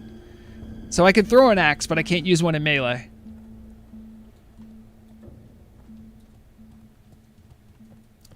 But exactly, so like, I can't say specifically what's going on in the Hunter channel, right? But Koi says, I would love to see more pet options. Maybe talents for pets. I feel like pets lose meaning when you reach level 60. So, let's say that is a sentiment that's widely shared. Well, then there's not much to talk about, is there? Like, okay, you know, you can say that and everyone agrees with you. But let's say you said something that might be more controversial, like hunters shouldn't have pets, or hunter pets should just give buffs and no longer, you know, like you say something that's like more out of pocket like that because something about the hunter class design isn't really good, well, then you're going to have a big discussion because people need to figure out, okay, well, then how do hunter pets fit into hunter, you know? That's been more the case of like stuff that's happened in shaman and paladin channels where there's really elemental things that, again, not elemental as in shaman, but really rudimentary things that need to be sussed out as far as where the team, or at least where the council wants to put their support and how they see it. And people have very differing opinions on what a shaman is, how they operate, how they should operate. So like using what you said as an example, that's exactly why hunters don't have tons of messages. Because everyone's like, hunter pets should do more. Everyone's like, yeah, probably, you know? Okay. No one's in there saying hunter pets need to go away, you know? Yeah, exactly. And it's very clear. Can we stay along the coast? I don't actually know how this works. It's been a while since I've gone to Dalaran. Sorry, I see Acklix on 5 always trying to get people to make melee hunter meta. Yeah. I can at least say for my part, there probably would be a lot less discussion. I'm a member of the class council, and I feel like I can talk about rogue things. And there will be many times when like the rogues who are usually in the channel talking about like, I'll say much more traditional rogue things, and I'll be like, yeah, but how does that factor into rogue tanking? You know, when I come in and say something like that, it just derails everything. There was a lot of talk about topics like that, classes doing stuff that they maybe could do but haven't done yet. I actually haven't looked. I don't, and again, I can't say much about what has been said, but I do know that things like melee hunter, right? That's probably something that could create conversation, but I don't know the opinions of the counselors, and I'm not someone who would be there for hunter. So, but I do know some people want to make melee hunter a thing. I don't know how to feel about that. I'm sure hunters do, but in the meta, right? Hunter is actually one of the most difficult DPS classes to perform well in. They have very complex rotations that change based on the speed of their weapon. And they can really do well if they do well even when under-geared. So that's something that, like, they're ahead of the curve, right? Because if you're a mage and you want to perform well, it's a very simple rotation that was figured out a long time ago and isn't that engaging.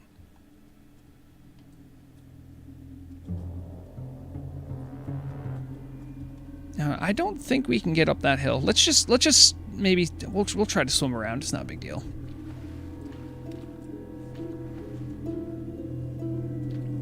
I see Thalmir says, I've tried to do a full MCP power shift parse on a totem before, and I felt like an old man with arthritis. Oof. I'm sorry, friend. I like this little dock. There's a rogue class quest that happens out here. You have to assassinate the guy on the dock there. Oh, geez. Oh, okay. Don't. No. Hold on. This is something that's been happening with my client. I have to, like, get onto land a very certain way, otherwise my camera will clip. So, let's see. Dalaran is close by, so we can go around to the right. We can go for a swim. I can see Dalaran from here. Yeah, look at it. It's right there.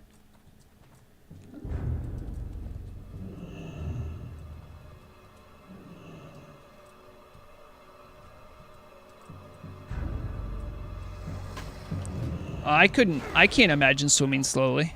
Hold on, I have my swim set. Swimming. Look at that. Look at I'm a swimmer now. Woo! Do I have everything on? I have the Azure Belt, the Rethris Tidecrest, the Ice Pearl, and Deep Striders.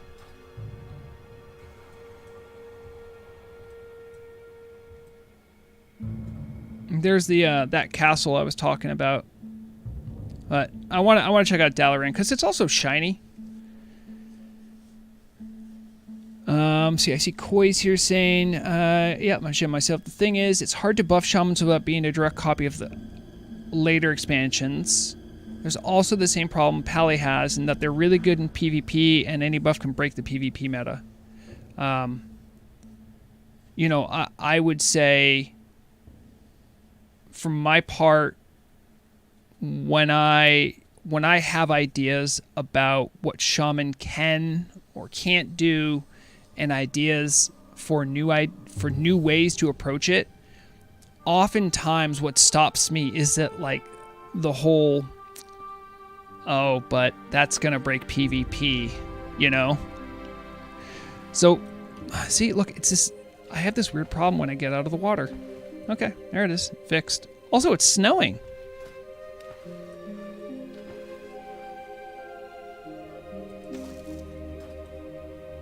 We'll wait for everyone to catch up. Gnelf, is that true? Gnelf says there is a secret NPC on the west coast of Alterac Mountains next to the walls of Lordaeron. So that's, hold on. Called the Hermit. The west coast of Alterac. Alright, so where is the west coast of Alterac Mountains? These are Alterac Mountains, right? Oh, so it would be somewhere along here? Alright, maybe we can check it out. Gnelf, we'll see. We'll see about this Hermit. I would like to find a Hermit. I'll go back to RP speed, it's fine. Koi says, for example, attack speed is something really good for PvE, but not PvP much. Yeah. Yep. One difficulty that I have thank you, Gnelf, by the way. I'll use your dot to help guide me. One issue, right, is that elemental shaman are very good in PvP, especially because they are one of the only classes that can genuinely challenge the strength of current paladins. And I play primarily nowadays as a PvE elemental shaman. So a lot of the things that I would like to see make it into the game are things that could certainly run afoul of messing up PvP. So it is something that I have to keep in mind. And it's, again, one of the reasons, like, a lot of those conversations happen where I'll come up with an idea or someone else will come up with an idea, and we'll have to work around how that could be implemented, you know?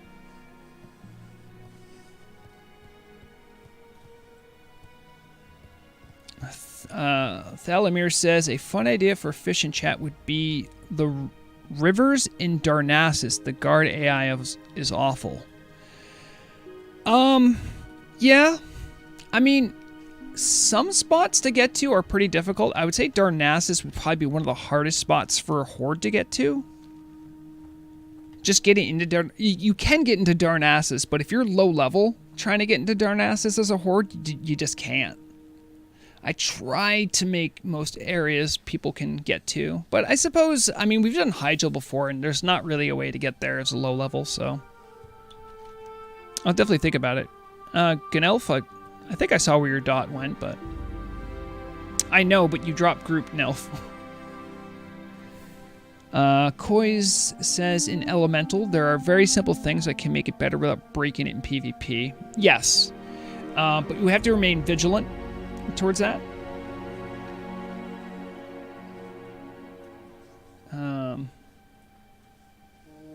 Like moving the reduced casting time to the start, adding nature resistance reduction to warlocks, a way to reduce threat. Threat remains a big issue for elementals. You drink a lot of limited invulnerability potions if you're in raids, or even if you're in dungeons. You're happy you're wearing mail when that happens. But there are a lot of things. One thing that I can talk about, because it's my experience, right? And something that I've heard a lot of people talk about, even someone like myself who's like, this seems like a good idea. The concept of something like a shaman caster totem.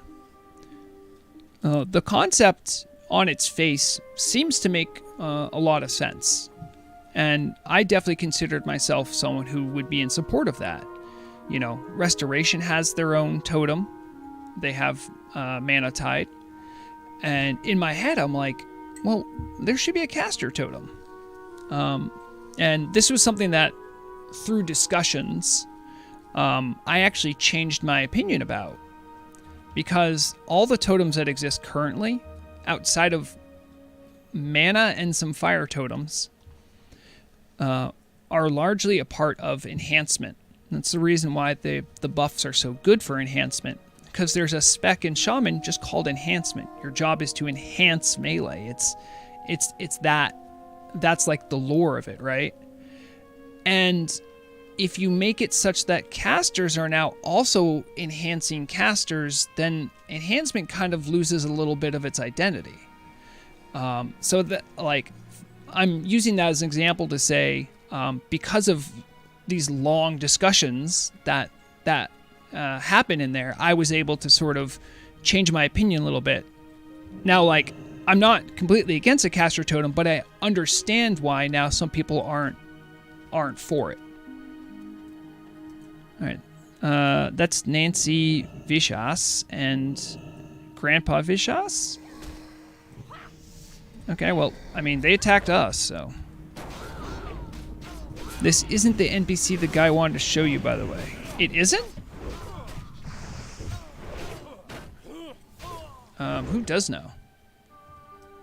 Sorry, was that something only? No, because Bregorn attacked them. Just take a look in the house. Pretty nice house. It's further north, I'm being told. All right, mount back up, people. Well, you know, Koiz, there's a lot of different ways to do it, and I know one thing that I will harp on a million times is that a lot of people will say that fire totems are great for elemental shaman. They absolutely are, but the numbers we have on them, we don't really know what we can trust, because all the logging software we have doesn't track fire totems. And it really stinks. One limitation of fire totems as well, I mean, Searing Totem, not the case, but Fire Nova and Magma Totem have pretty hefty mana costs, and if you want to keep them up all the time, you're going to have to spend a lot of mana. So, things like clear casting, for instance, is a good example of like clear casting is something that gives you reduction after a crit for your next 2 spells. And it specifically says offensive spells. But for some reason, fire totems aren't counted as one of those. Now, a fire totem is absolutely, except for frost resistance totem, all of them are offensive. But they don't get the mana reduction. Like, you can't dip for a reduction on those. And Fire Nova totem is big mana. I think it actually costs more than Chain Lightning. Chain lightning is usually your biggest cost.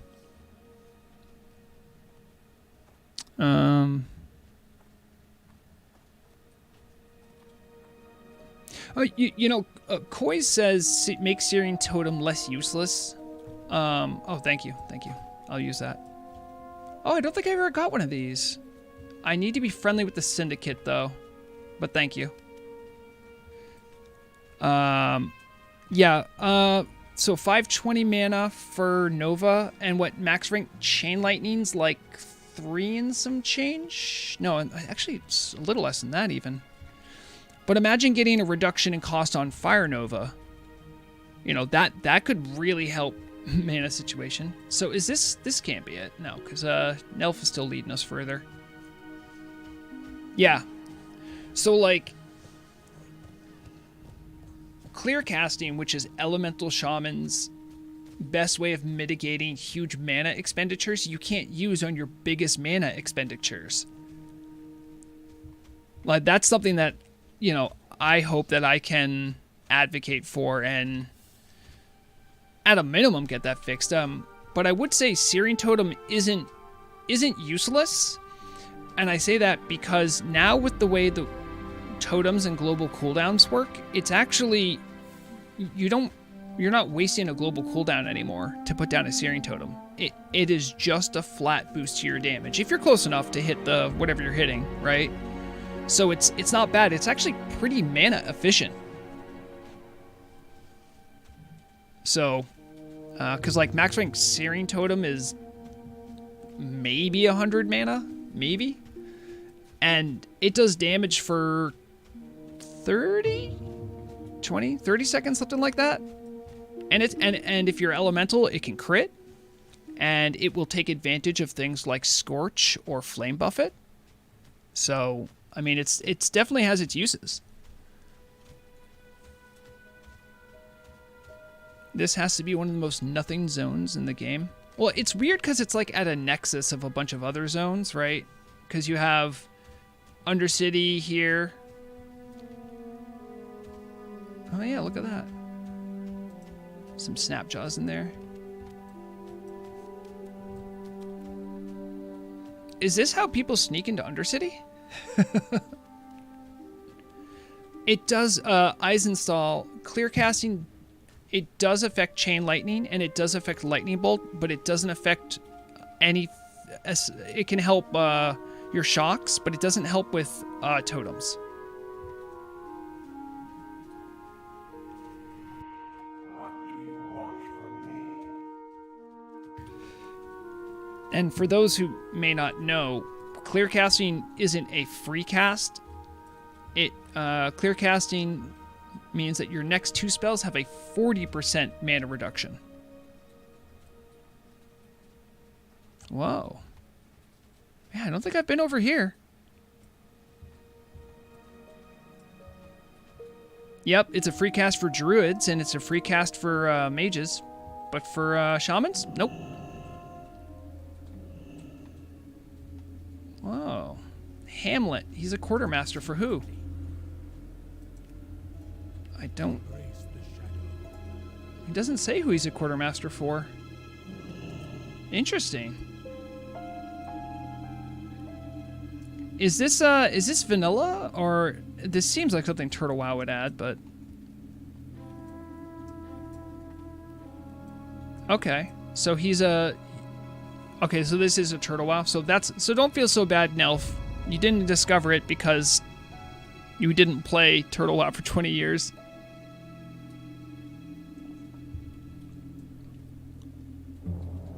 It seems to be one of the early guild halls here. It certainly could be. What's all this? I see some more tents over here.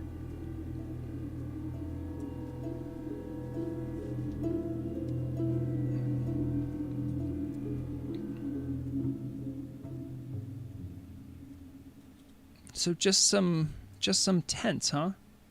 I mean, this could certainly be, I would even argue, this might be one of the better RP areas in the game. There's no guards. It's somewhat centrally located. And, oh, you guys see that too, right? There's torches here. You know what torches mean. Torches mean there's some kind of mystery afoot.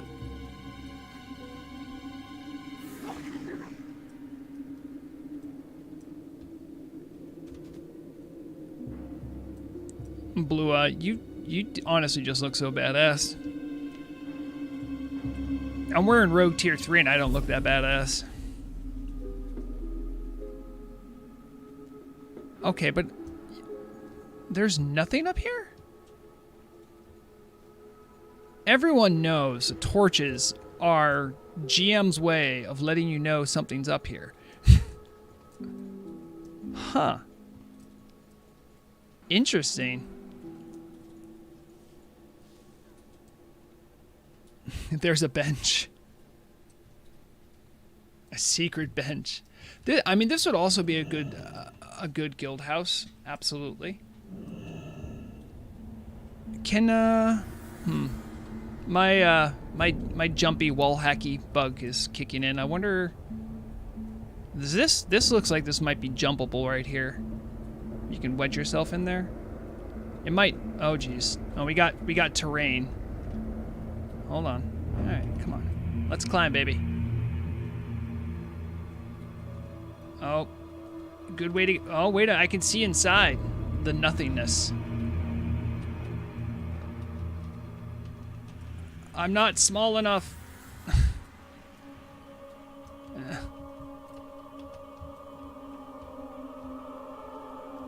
Alright, shout out to everyone who was about to get stuck.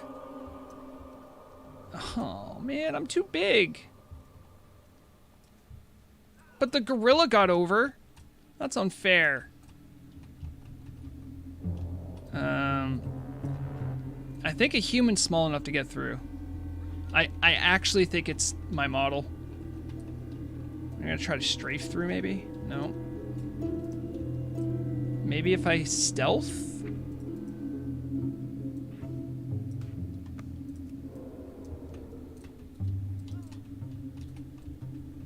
No, almost. Oh, good call. Nelf, Nelf is saying there's so much fish in here. I know that's a lie. Yeah, I'll do a peasant disguise. That should change my model size.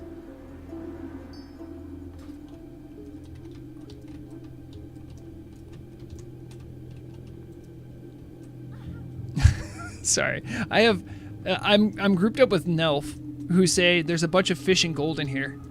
That's not true.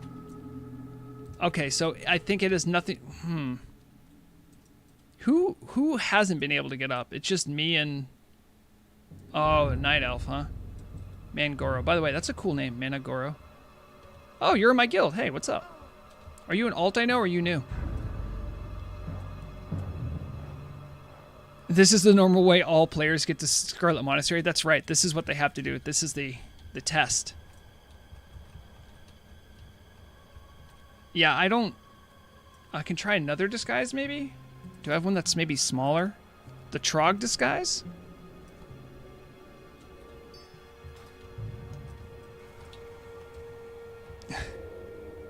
Love being a rogue.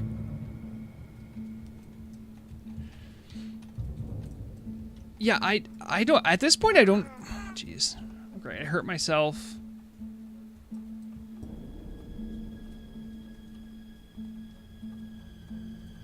Now, if there isn't like a warlock over there, is there? I can't see anyone. Okay, alright, hold on. Let me rethink this. Maybe there's another way up. Oh, cool, I can see into the world. I can't see you guys, though.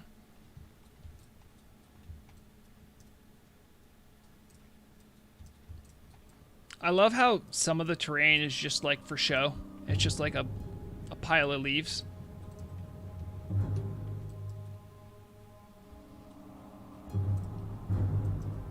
Well, if you mind control me, that's not gonna...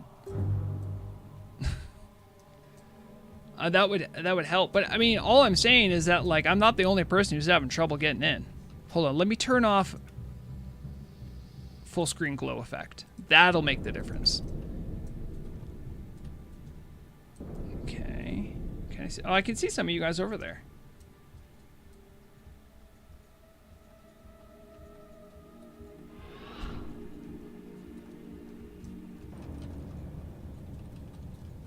Okay, alright.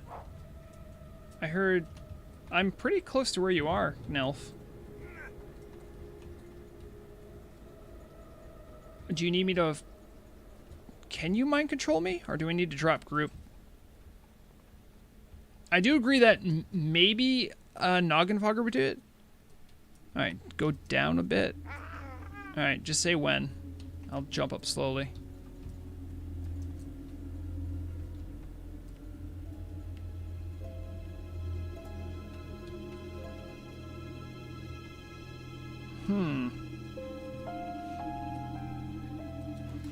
How many Noggenfoggers you guys think it's gonna take?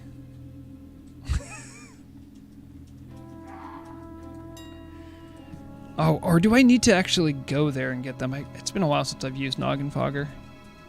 Noggin? Noggin? Oh, Morek's telling me I have to go there. It's okay, Brigorn. I mean, I did a lot to make my model smaller, so I don't think it's...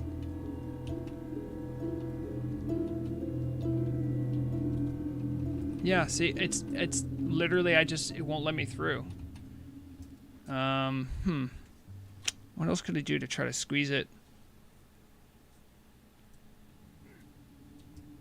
Oh yeah, Lightborn. The elevators do have teeth here. It's very dangerous. I can't do that. Maybe. Oh, you know what? I thought of something. Hold on. What if I get up there and then I mount? What would that change? Absolutely nothing. But I would be mounted. I'm in shapeshift form, of course.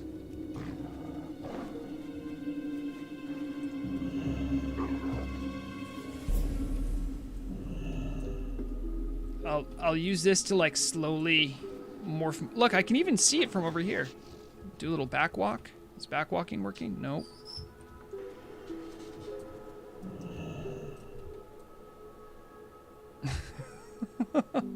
Man. Why can't I be like the cool kids?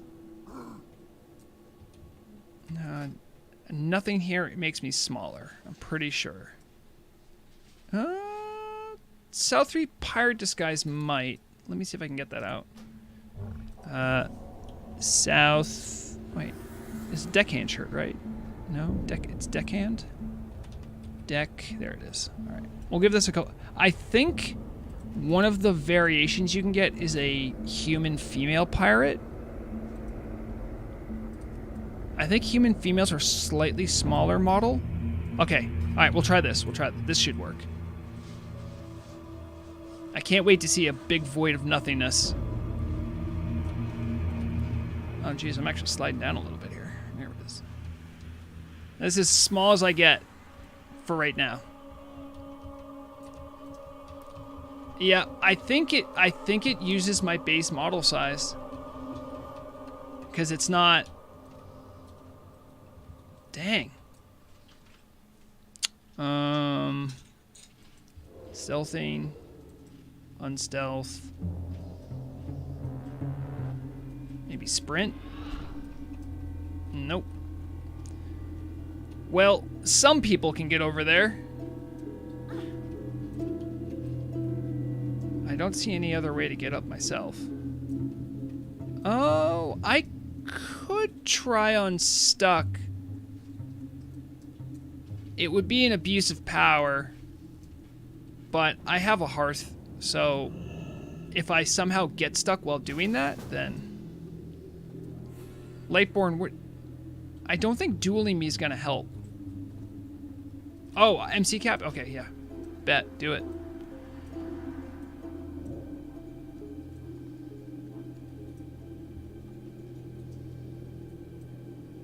I mean, I'm mind controlled.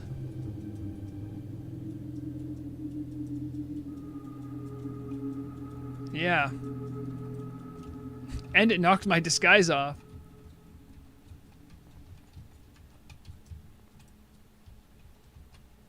Is there anything that changes your size to smaller? The only thing I think is Noggenfogger, right? That's the only one that does that.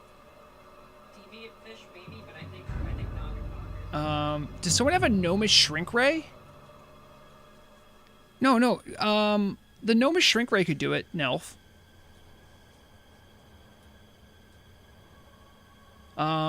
Also, if there's a warlock who's over there, I mean, that would work too. No, the world enlarger makes use smaller, I think. Yeah, but, you know, if I don't have a, an alliance bank, obviously.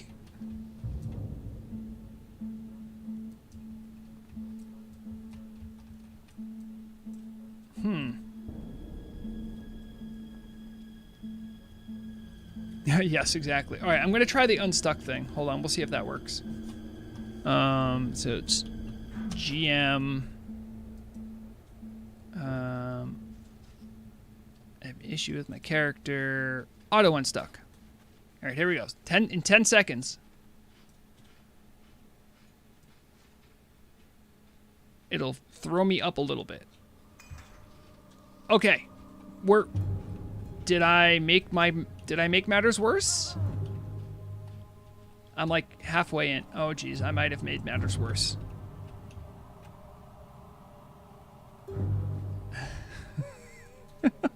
Oh no. Okay, I'm gonna try to jump it backwards. It's actually not even. Oh wait, we got a little height there. Okay. Oh yeah, I see that. I see it. I see the move. Okay, maybe a little more to the.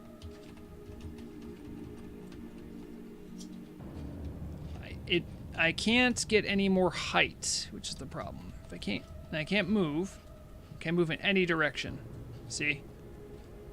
Oh, I can move backwards more. Great.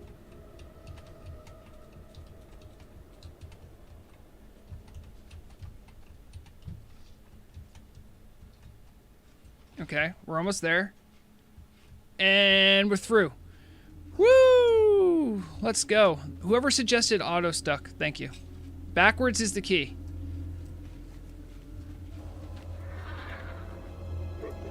All right, let's check it out.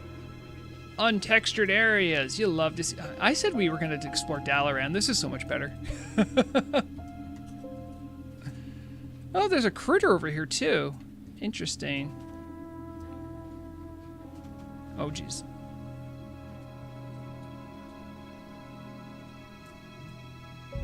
Oh, wow. So, like, is this how the Alliance says we're going to get into Undercity the back way? Is this what they mean? Okay. Yeah, Brigorn is an accomplished mountain jumper. I see Nefanti and Thalmir doing something over there. Be safe, kids.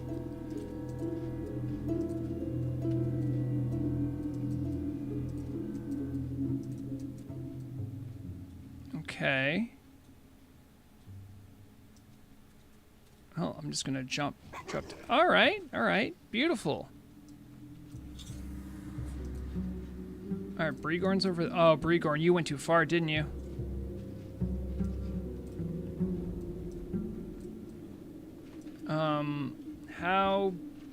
How voidy is that? Oh, geez, that's. Oh, guys, if you put your camera here, you can see inside Undercity. Did you guys see that? Is this Undercity? I don't see any NPCs. No, I see. Yep, okay. This is the actual Undercity. All right. So, does moving... Oh, if you come left, you can see all the...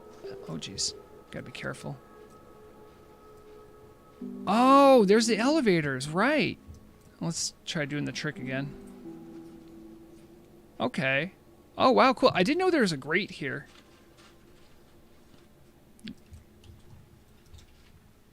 Whoa. Oh, that's so cool. Yeah, they really zoom, by the way. They're quick elevators. I'm just gonna periodically look inside, see what I can see. Yep. Oh, there's that wing. I think this is, oh, this is the, will it show on my map? No, if I have to click and under, so, it says I'm over the Rogues Quarter right here. You see that? But when I look down, I don't think this is the rogue, oh no, it is, because that's the poison vendor. Okay, so that is correct. Okay. Alright, let's get back out of that.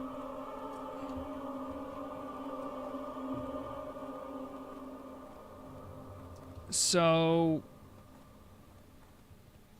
the way you, so this should be like players will enter, there's a door there, and they come up here, and there's like a courtyard. So this actually makes, like, by the traditional sense of Euclidean geometry, does make sense. Let's see if there's anything else I can scope out here.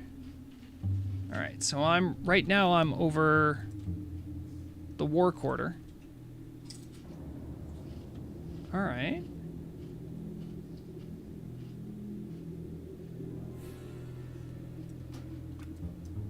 Oh, jeez, which way did I? Okay.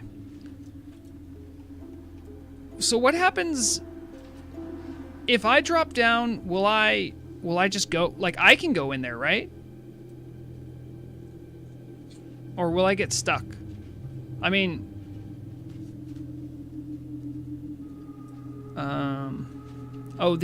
sorry.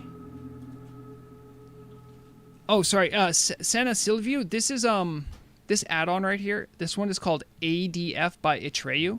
It's really useful if you're raiding. It will show resistances. Like, well, Nelf doesn't have any resistances, but it'll show Shatter Armor, Curse of Recklessness, like Winter's Chill, Nightfall, really important stuff. But Lightborn, I'm sorry if you fell in there, friend. I could try to give them my documents. I wonder, where should I fall in? That's the question. Because you see these beams right here? There's got to be like something you can walk in on, right? I want to get to spots I shouldn't be within the city.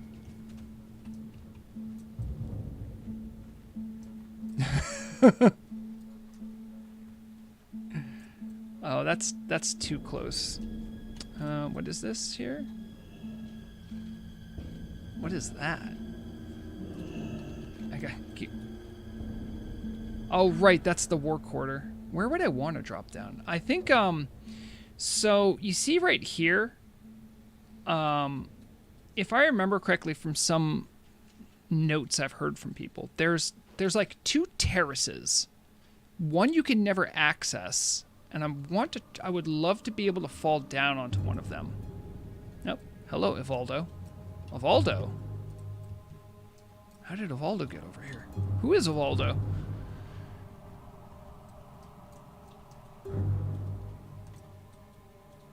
Is that just like a person who like went in the normal way? Oh, I think it is. Yeah, see, look, they're about to use an elevator. Yep. Okay. All right, I will find the right spot to jump in. But it's not going to be by these things. These things stink. Yeah, see, that's nothing fun. Although, anyway, so let me show you guys something here. No, oh, geez, not that. Center this. Go here, Undercity. If I zoom in a little bit. So do you see how there's like a walkway? So the way it works is you come in from here, you come down and off an elevator, and there is this outer ring, and then there's this inner ring, right? However, do you see this line right here? And if you think about it in the 3D sense, it's almost like there's 2 terraces, and I've been told there's like another terrace in here that isn't really accessible. I would love to be able to drop down in on one, but I don't think it's going to happen because I don't really know where it is.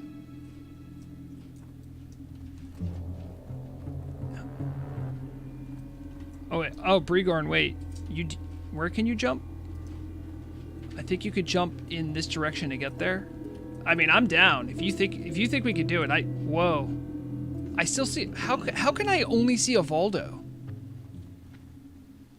What is Evaldo doing? I can't see any other person. Yes, Brigorn.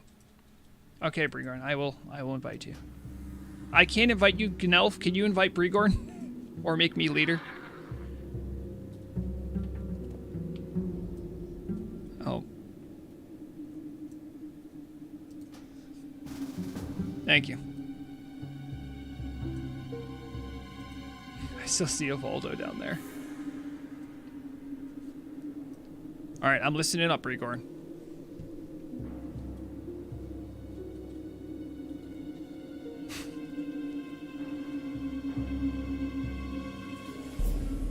I will jump in this direction dismounted. Alright, I will be dismounted. I can't see which way you're jumping. I'll have to zoom in my camera a little bit. Okay, alright, I saw that. That looked easy enough. Brigorn has died. You died very quickly, by the way. Did anyone else see that? He just like... Yeah, no, that was too quick for fall damage. But you can land there. Okay, let me try this. Oh, good call, good call.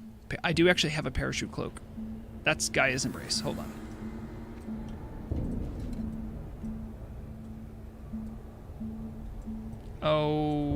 Okay.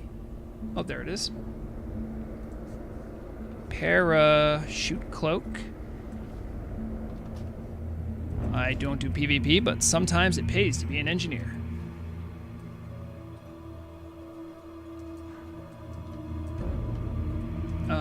You used Noggin Fogger and Elixir and got to the back entrance. Okay. Yeah, well, the thing is I don't know where the bottom is, Nelf. And I doubt you. I see you have the parachute cloak on too. A man of good taste.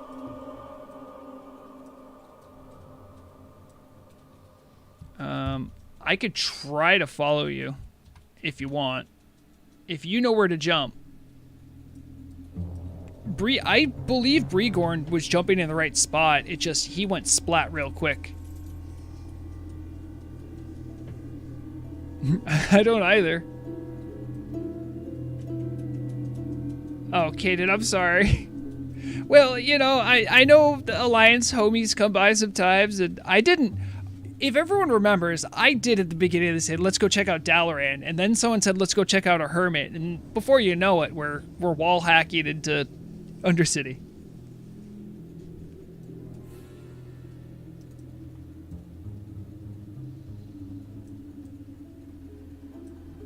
I'm trying to zoom out and see if I can see... Oh, wait a minute. Wait, I could maybe save Brigorn. The terrace is right here on the left. Okay, all right. So Brigorn was right. Let me see. I'm gonna get this. All right, it's time.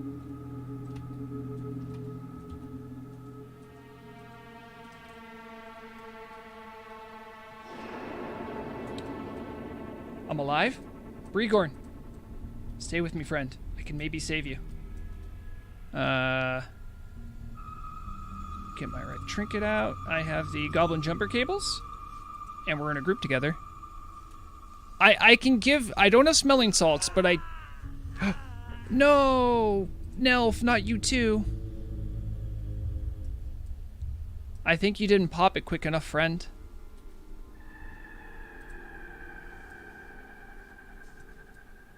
Well, if I jumper cable you, then can you jumper cable Brigorn?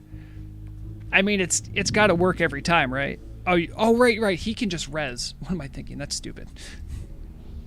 My target's not in line of sight. What are you talking about? Brigorn, it thinks you don't exist.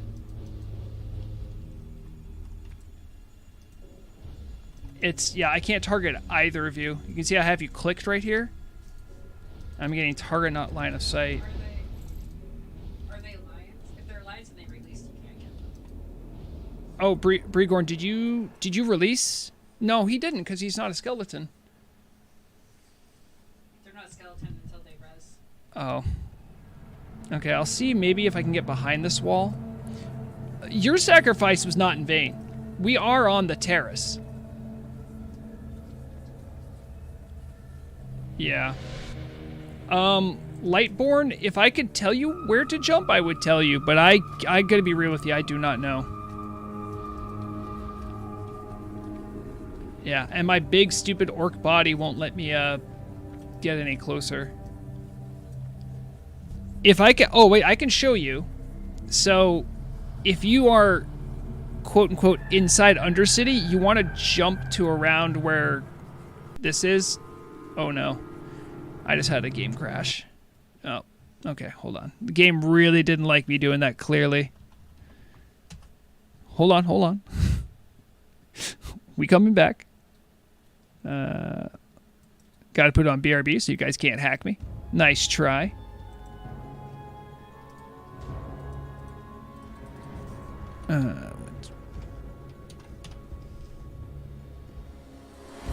Okay, we back in.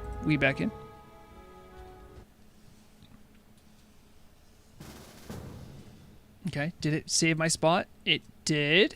Good. Maybe it will also let me res Brigorn? Nope.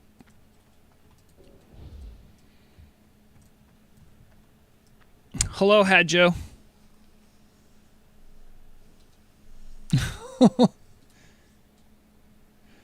Oh, Powlywell, I didn't know you were Thalamir.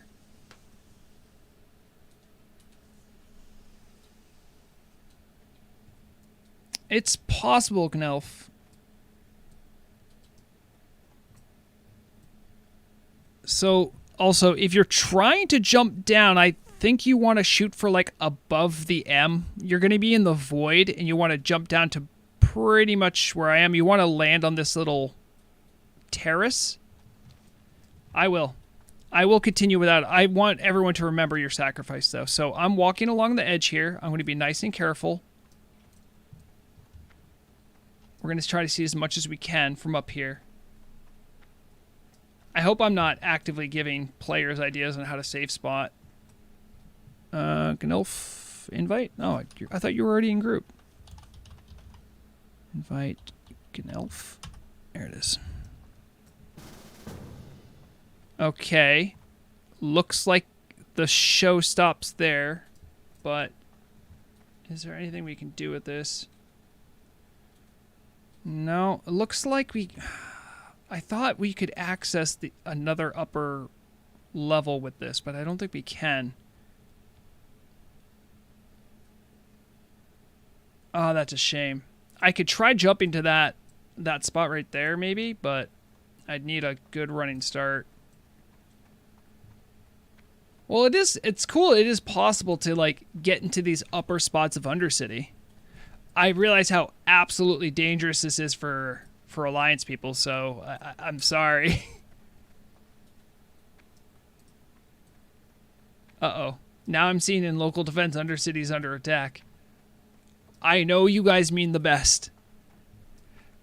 Yeah, Channel Lurker, how did you know? I'm actually one of the devs for the new Assassin's Creed game. This is it. This is what it looks like. Hope you enjoy.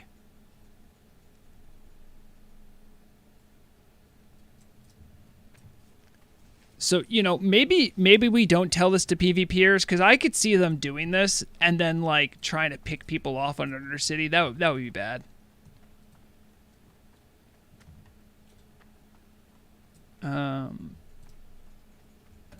Do you think that has... this probably doesn't have collision, but I'll check it out. Because I've shown you as much as I think I can, although... Can I drop down there? That's actually maybe a better spot to drop down. Yeah. All right, we'll make this jump.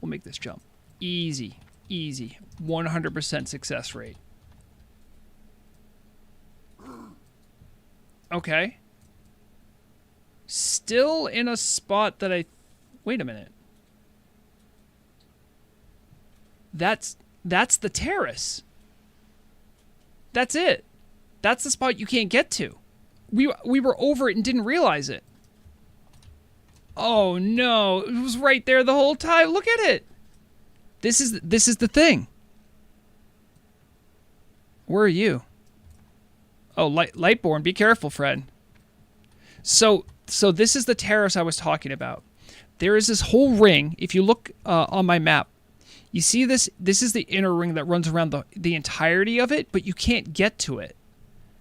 I jumped down where I shouldn't have jumped down. I think I can still salvage this. Hold on. Okay. I would have to put a mailbox down, I think. Yep.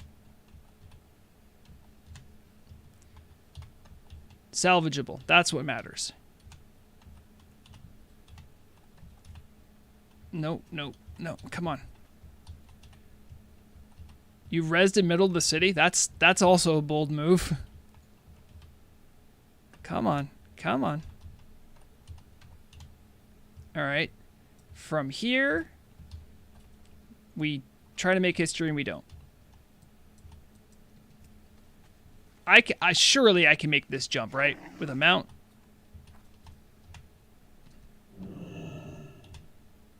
Oh no. I don't know if I can make that jump, guys. I need a lot of real light tap in here. But then I need as much speed as I can get.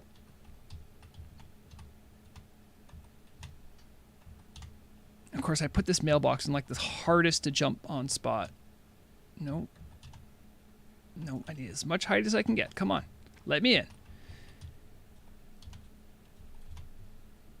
Oh, did I? No. Oh, you know, that is weird, actually. There isn't... Oh, music... Oh, I know what happened. The default had music off, so that's why there was no music. Sorry about that.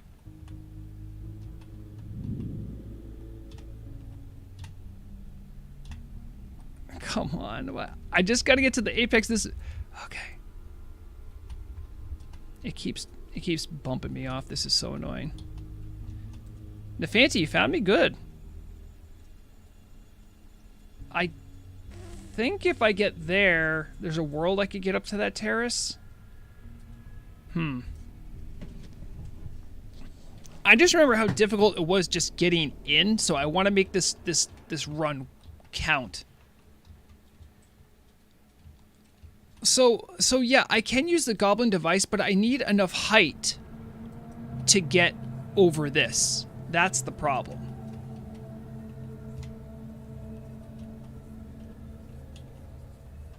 And it won't let me back onto my own little walk. Oh, Brigorn, you got it! I am mad. How did you get rezzed?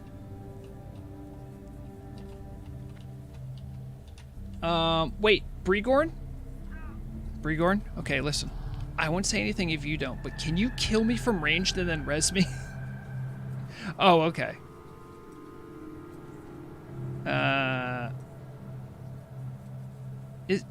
That's something you could do, right? Is that... Oh, hold on, wait. If we're not in a group, right?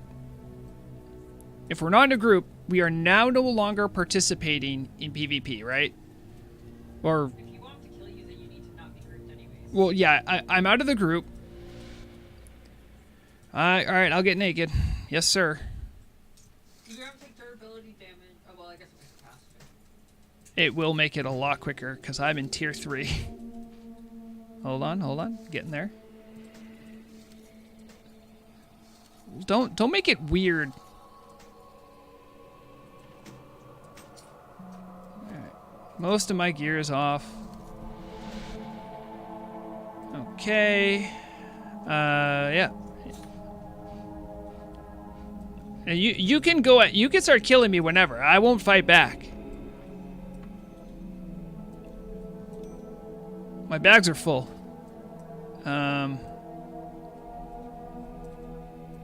Oh, thank you. I forgot.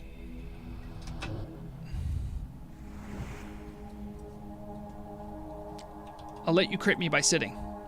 Oh, can I get close enough for you to hit me? Yeah, there it is. Turn my back to you.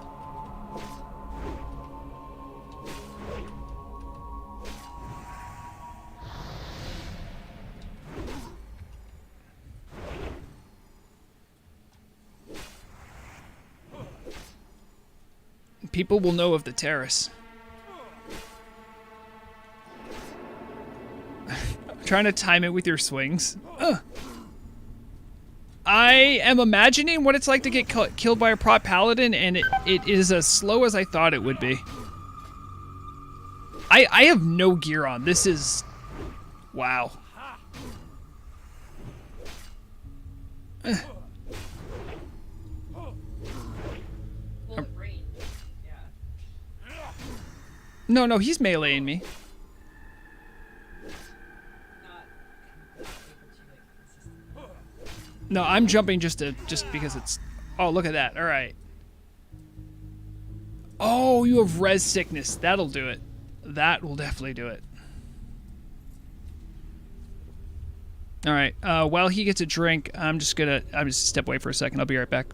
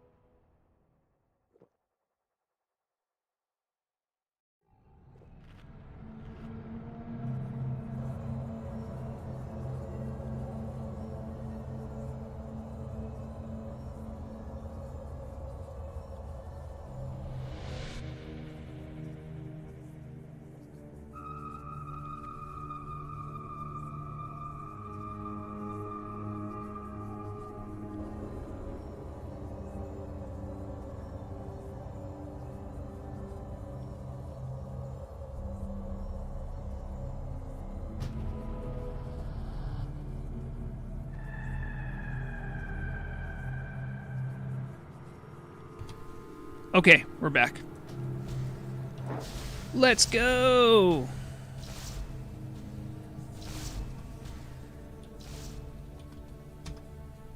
Okay.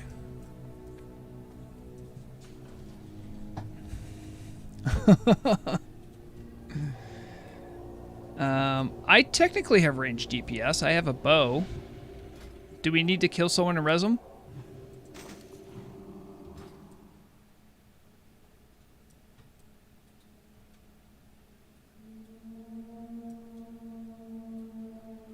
Oh, Nefanti.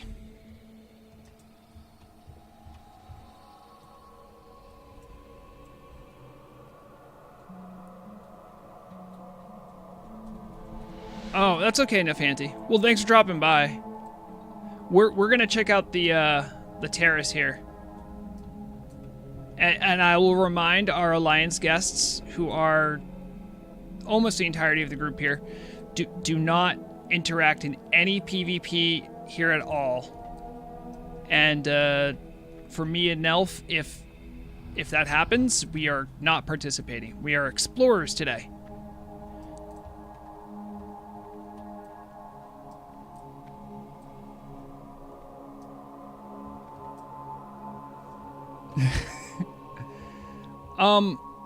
We're not participating in PvP content right now. We're literally exploring, something that the team actively encourages.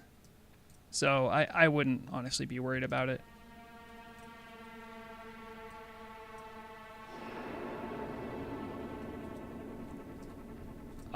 Probably because we are in a spot where you could be safe.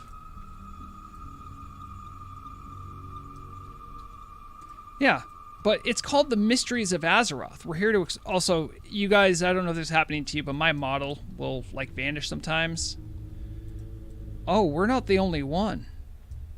Sorry, I don't know why this keeps happening to my model. I just invisible. I am here. If I do that, does it change anything? Nope.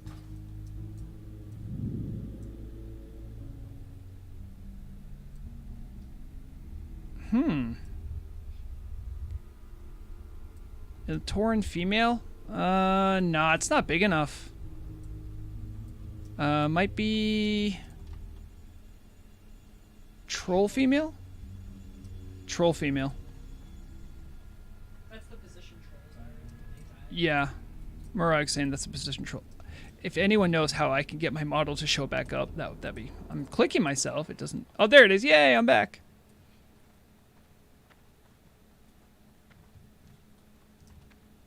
Pretty neat though, huh? I heard rumor that this place existed, but if you notice, this doesn't connect to anything, right? So like when I look down, there's like little platforms, but it doesn't actually, like, there's no access to here.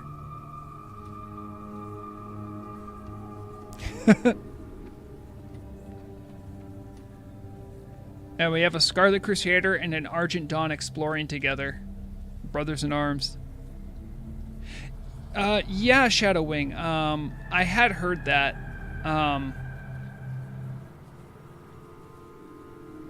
But I don't think it, like, they actually did anything with it, but it's just here. But there's no access to it. Since stupid players got lost, it was cut. How much do we have to lose because of stupid players? Oh, yeah, same as old Ironforge. Too big, too confusing.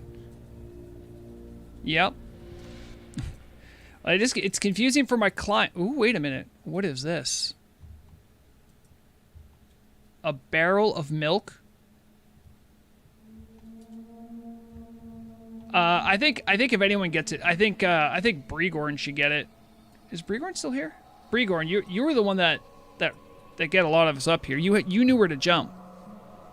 This is the rarest milk in the game. Who got that? It's aged milk.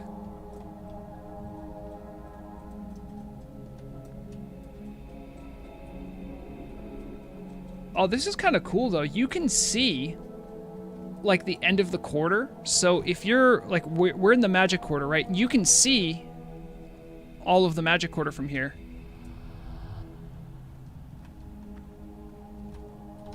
Bregor, you definitely earned the milk there. That is the rarest milk in the game.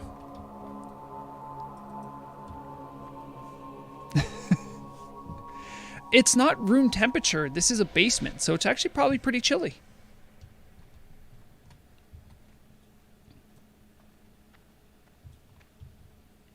Yeah, I think my model keeps disappearing like at certain spots in these rooms. I don't know if it's my client or something else.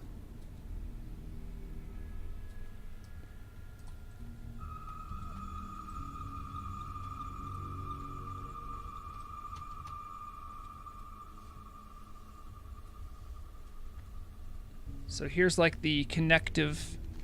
So you can see here on the map, there's like these little, the terrace continues here. So between all the four quarters, this is where these little walkways are.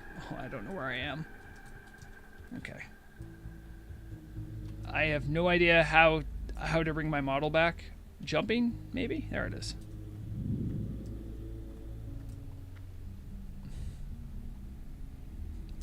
If there's a GM watching who thinks that this is against something, just say something. Well, wait a second. What? Hey, Shadowwing. Is this always here?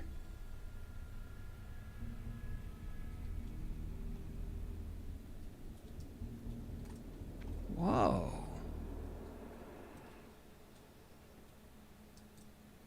Oh, where did Bregorn go? Oh, he found he found the bread. The legendary bread. Oh, look. You guys, I could have a show here. Look at this. It's perfect. The perfect table height. Do you know how hard it is for orc table height?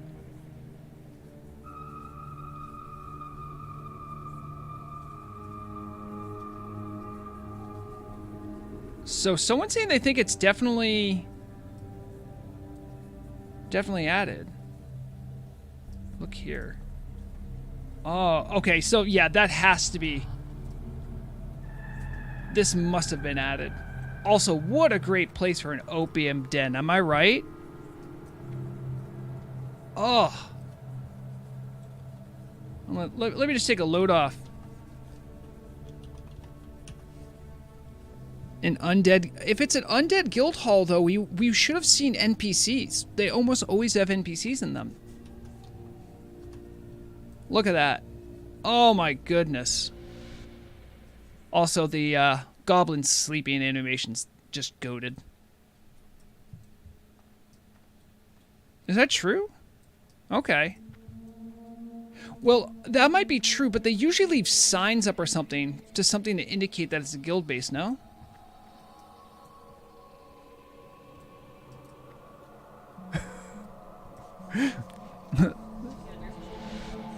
Yeah, I mean, like, maybe it was a super early guild house and they didn't add some of the niceties, but... Oh, my models have gone again. Yeah, I don't know if they're going to make this place accessible, but it would be really cool. RP community would love it.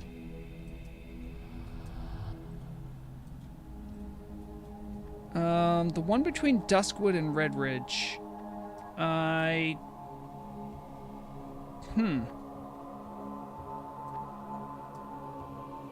don't know about that one.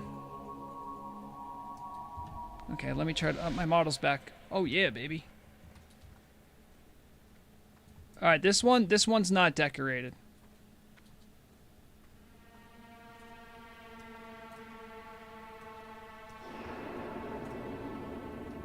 Need to do a chat at that table, but don't say where. Yeah, I know, right?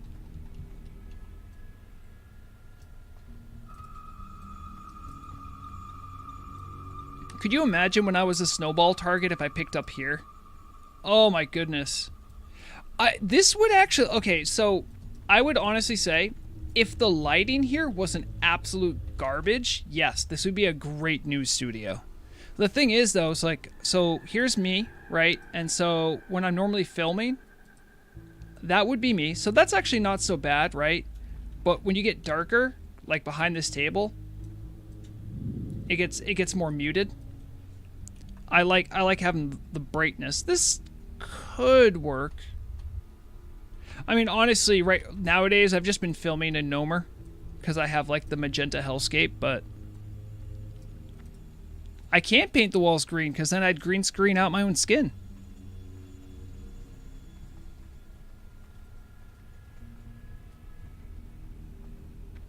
And the filter here I think is slightly blue, purple. Very slightly, but it is here. I didn't think we would have this successful of a little walkabout, but this has been great. I think this is about where we first jumped in. Also, Lightborn, if I haven't said it before, absolutely great look. You just look amazing with the corrupted Ashbringer there.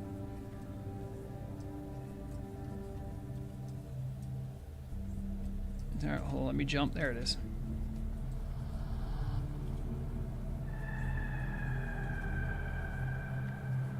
All right. This table's lighting is actually a little better, yeah. This one could do good. There's a bit of a yellow filter here, oddly. Why? I don't quite know. You can see the difference, though, right? And here's me without clicking on myself. Here's me with clicking on myself. It brings out, you can see too on him, like, it brings out the yellows. Not really the greens. Yeah, each one seems to have a color. I don't know. But yeah, no, this has been a great stream. I am instructing each alliance person here to not save spot and PvP with this knowledge responsibly. But it is pretty hard to get here, it's true. Okay, good. Well, I mean, you feared this is, well, yeah, like, oh, that stinks. So, Thalamir is saying that this area isn't lasting long. which is a shame. This is like a cool area. I wish they could open it up or do something with it, you know. If people start safe spotting here, then, you know, you got to do something about it, but you know, I understand. He's at the bank. Hasn't responded. That's okay. Yeah, I think if you guys actually look, there is a good spot that could add ramps. Do you see these there's like these little platforms here? When I landed over there, I saw them, but you see how they kind of stay. So this one's higher and then this one's lower. They could actually do like a winding ramp that comes up this way, and then you could pop up right here and then be onto the terrace. And then if there's a ramp, then you can't be safe spotted.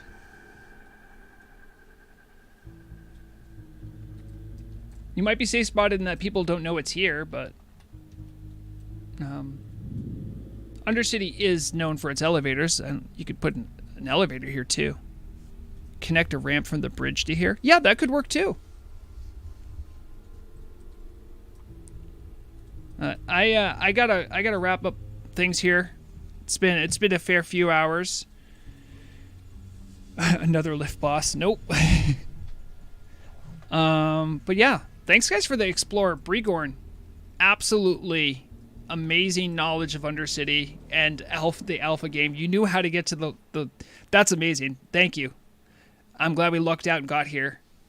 I hope everyone enjoyed the Explorer. I also hope you guys are looking forward to me, Akalix, and Dan making a Turtle WoW podcast. That should be fun. Next week's news should be pretty light, if I'm being honest. Small changelog, no big announcements. We'll keep it nice and easy. Yeah. I got a pig from someone important, and I'm like, oh no. I thought I was getting in trouble. Yeah. So guys, thanks for dropping by. We'll next Saturday, I don't think I have anything crazy going on. Murag, do I? Saturday night we have Superfest. Okay. So I should be able to stream next week. I'll see you guys then. Thanks for dropping by. Remember, you know, come to the Terrace Alliance responsibly, just to explore. No safe spotting, no being a turd. Yeah. Oh, thank you. See, now that's some light. That's some light. Now that's light you can work with. Look at that. Oh, yeah. All right. Everyone be good to each other. Make sure you're having fun while you're playing video games. Remember, that's why you're playing video games. Oh, geez. I don't want to flashbang people.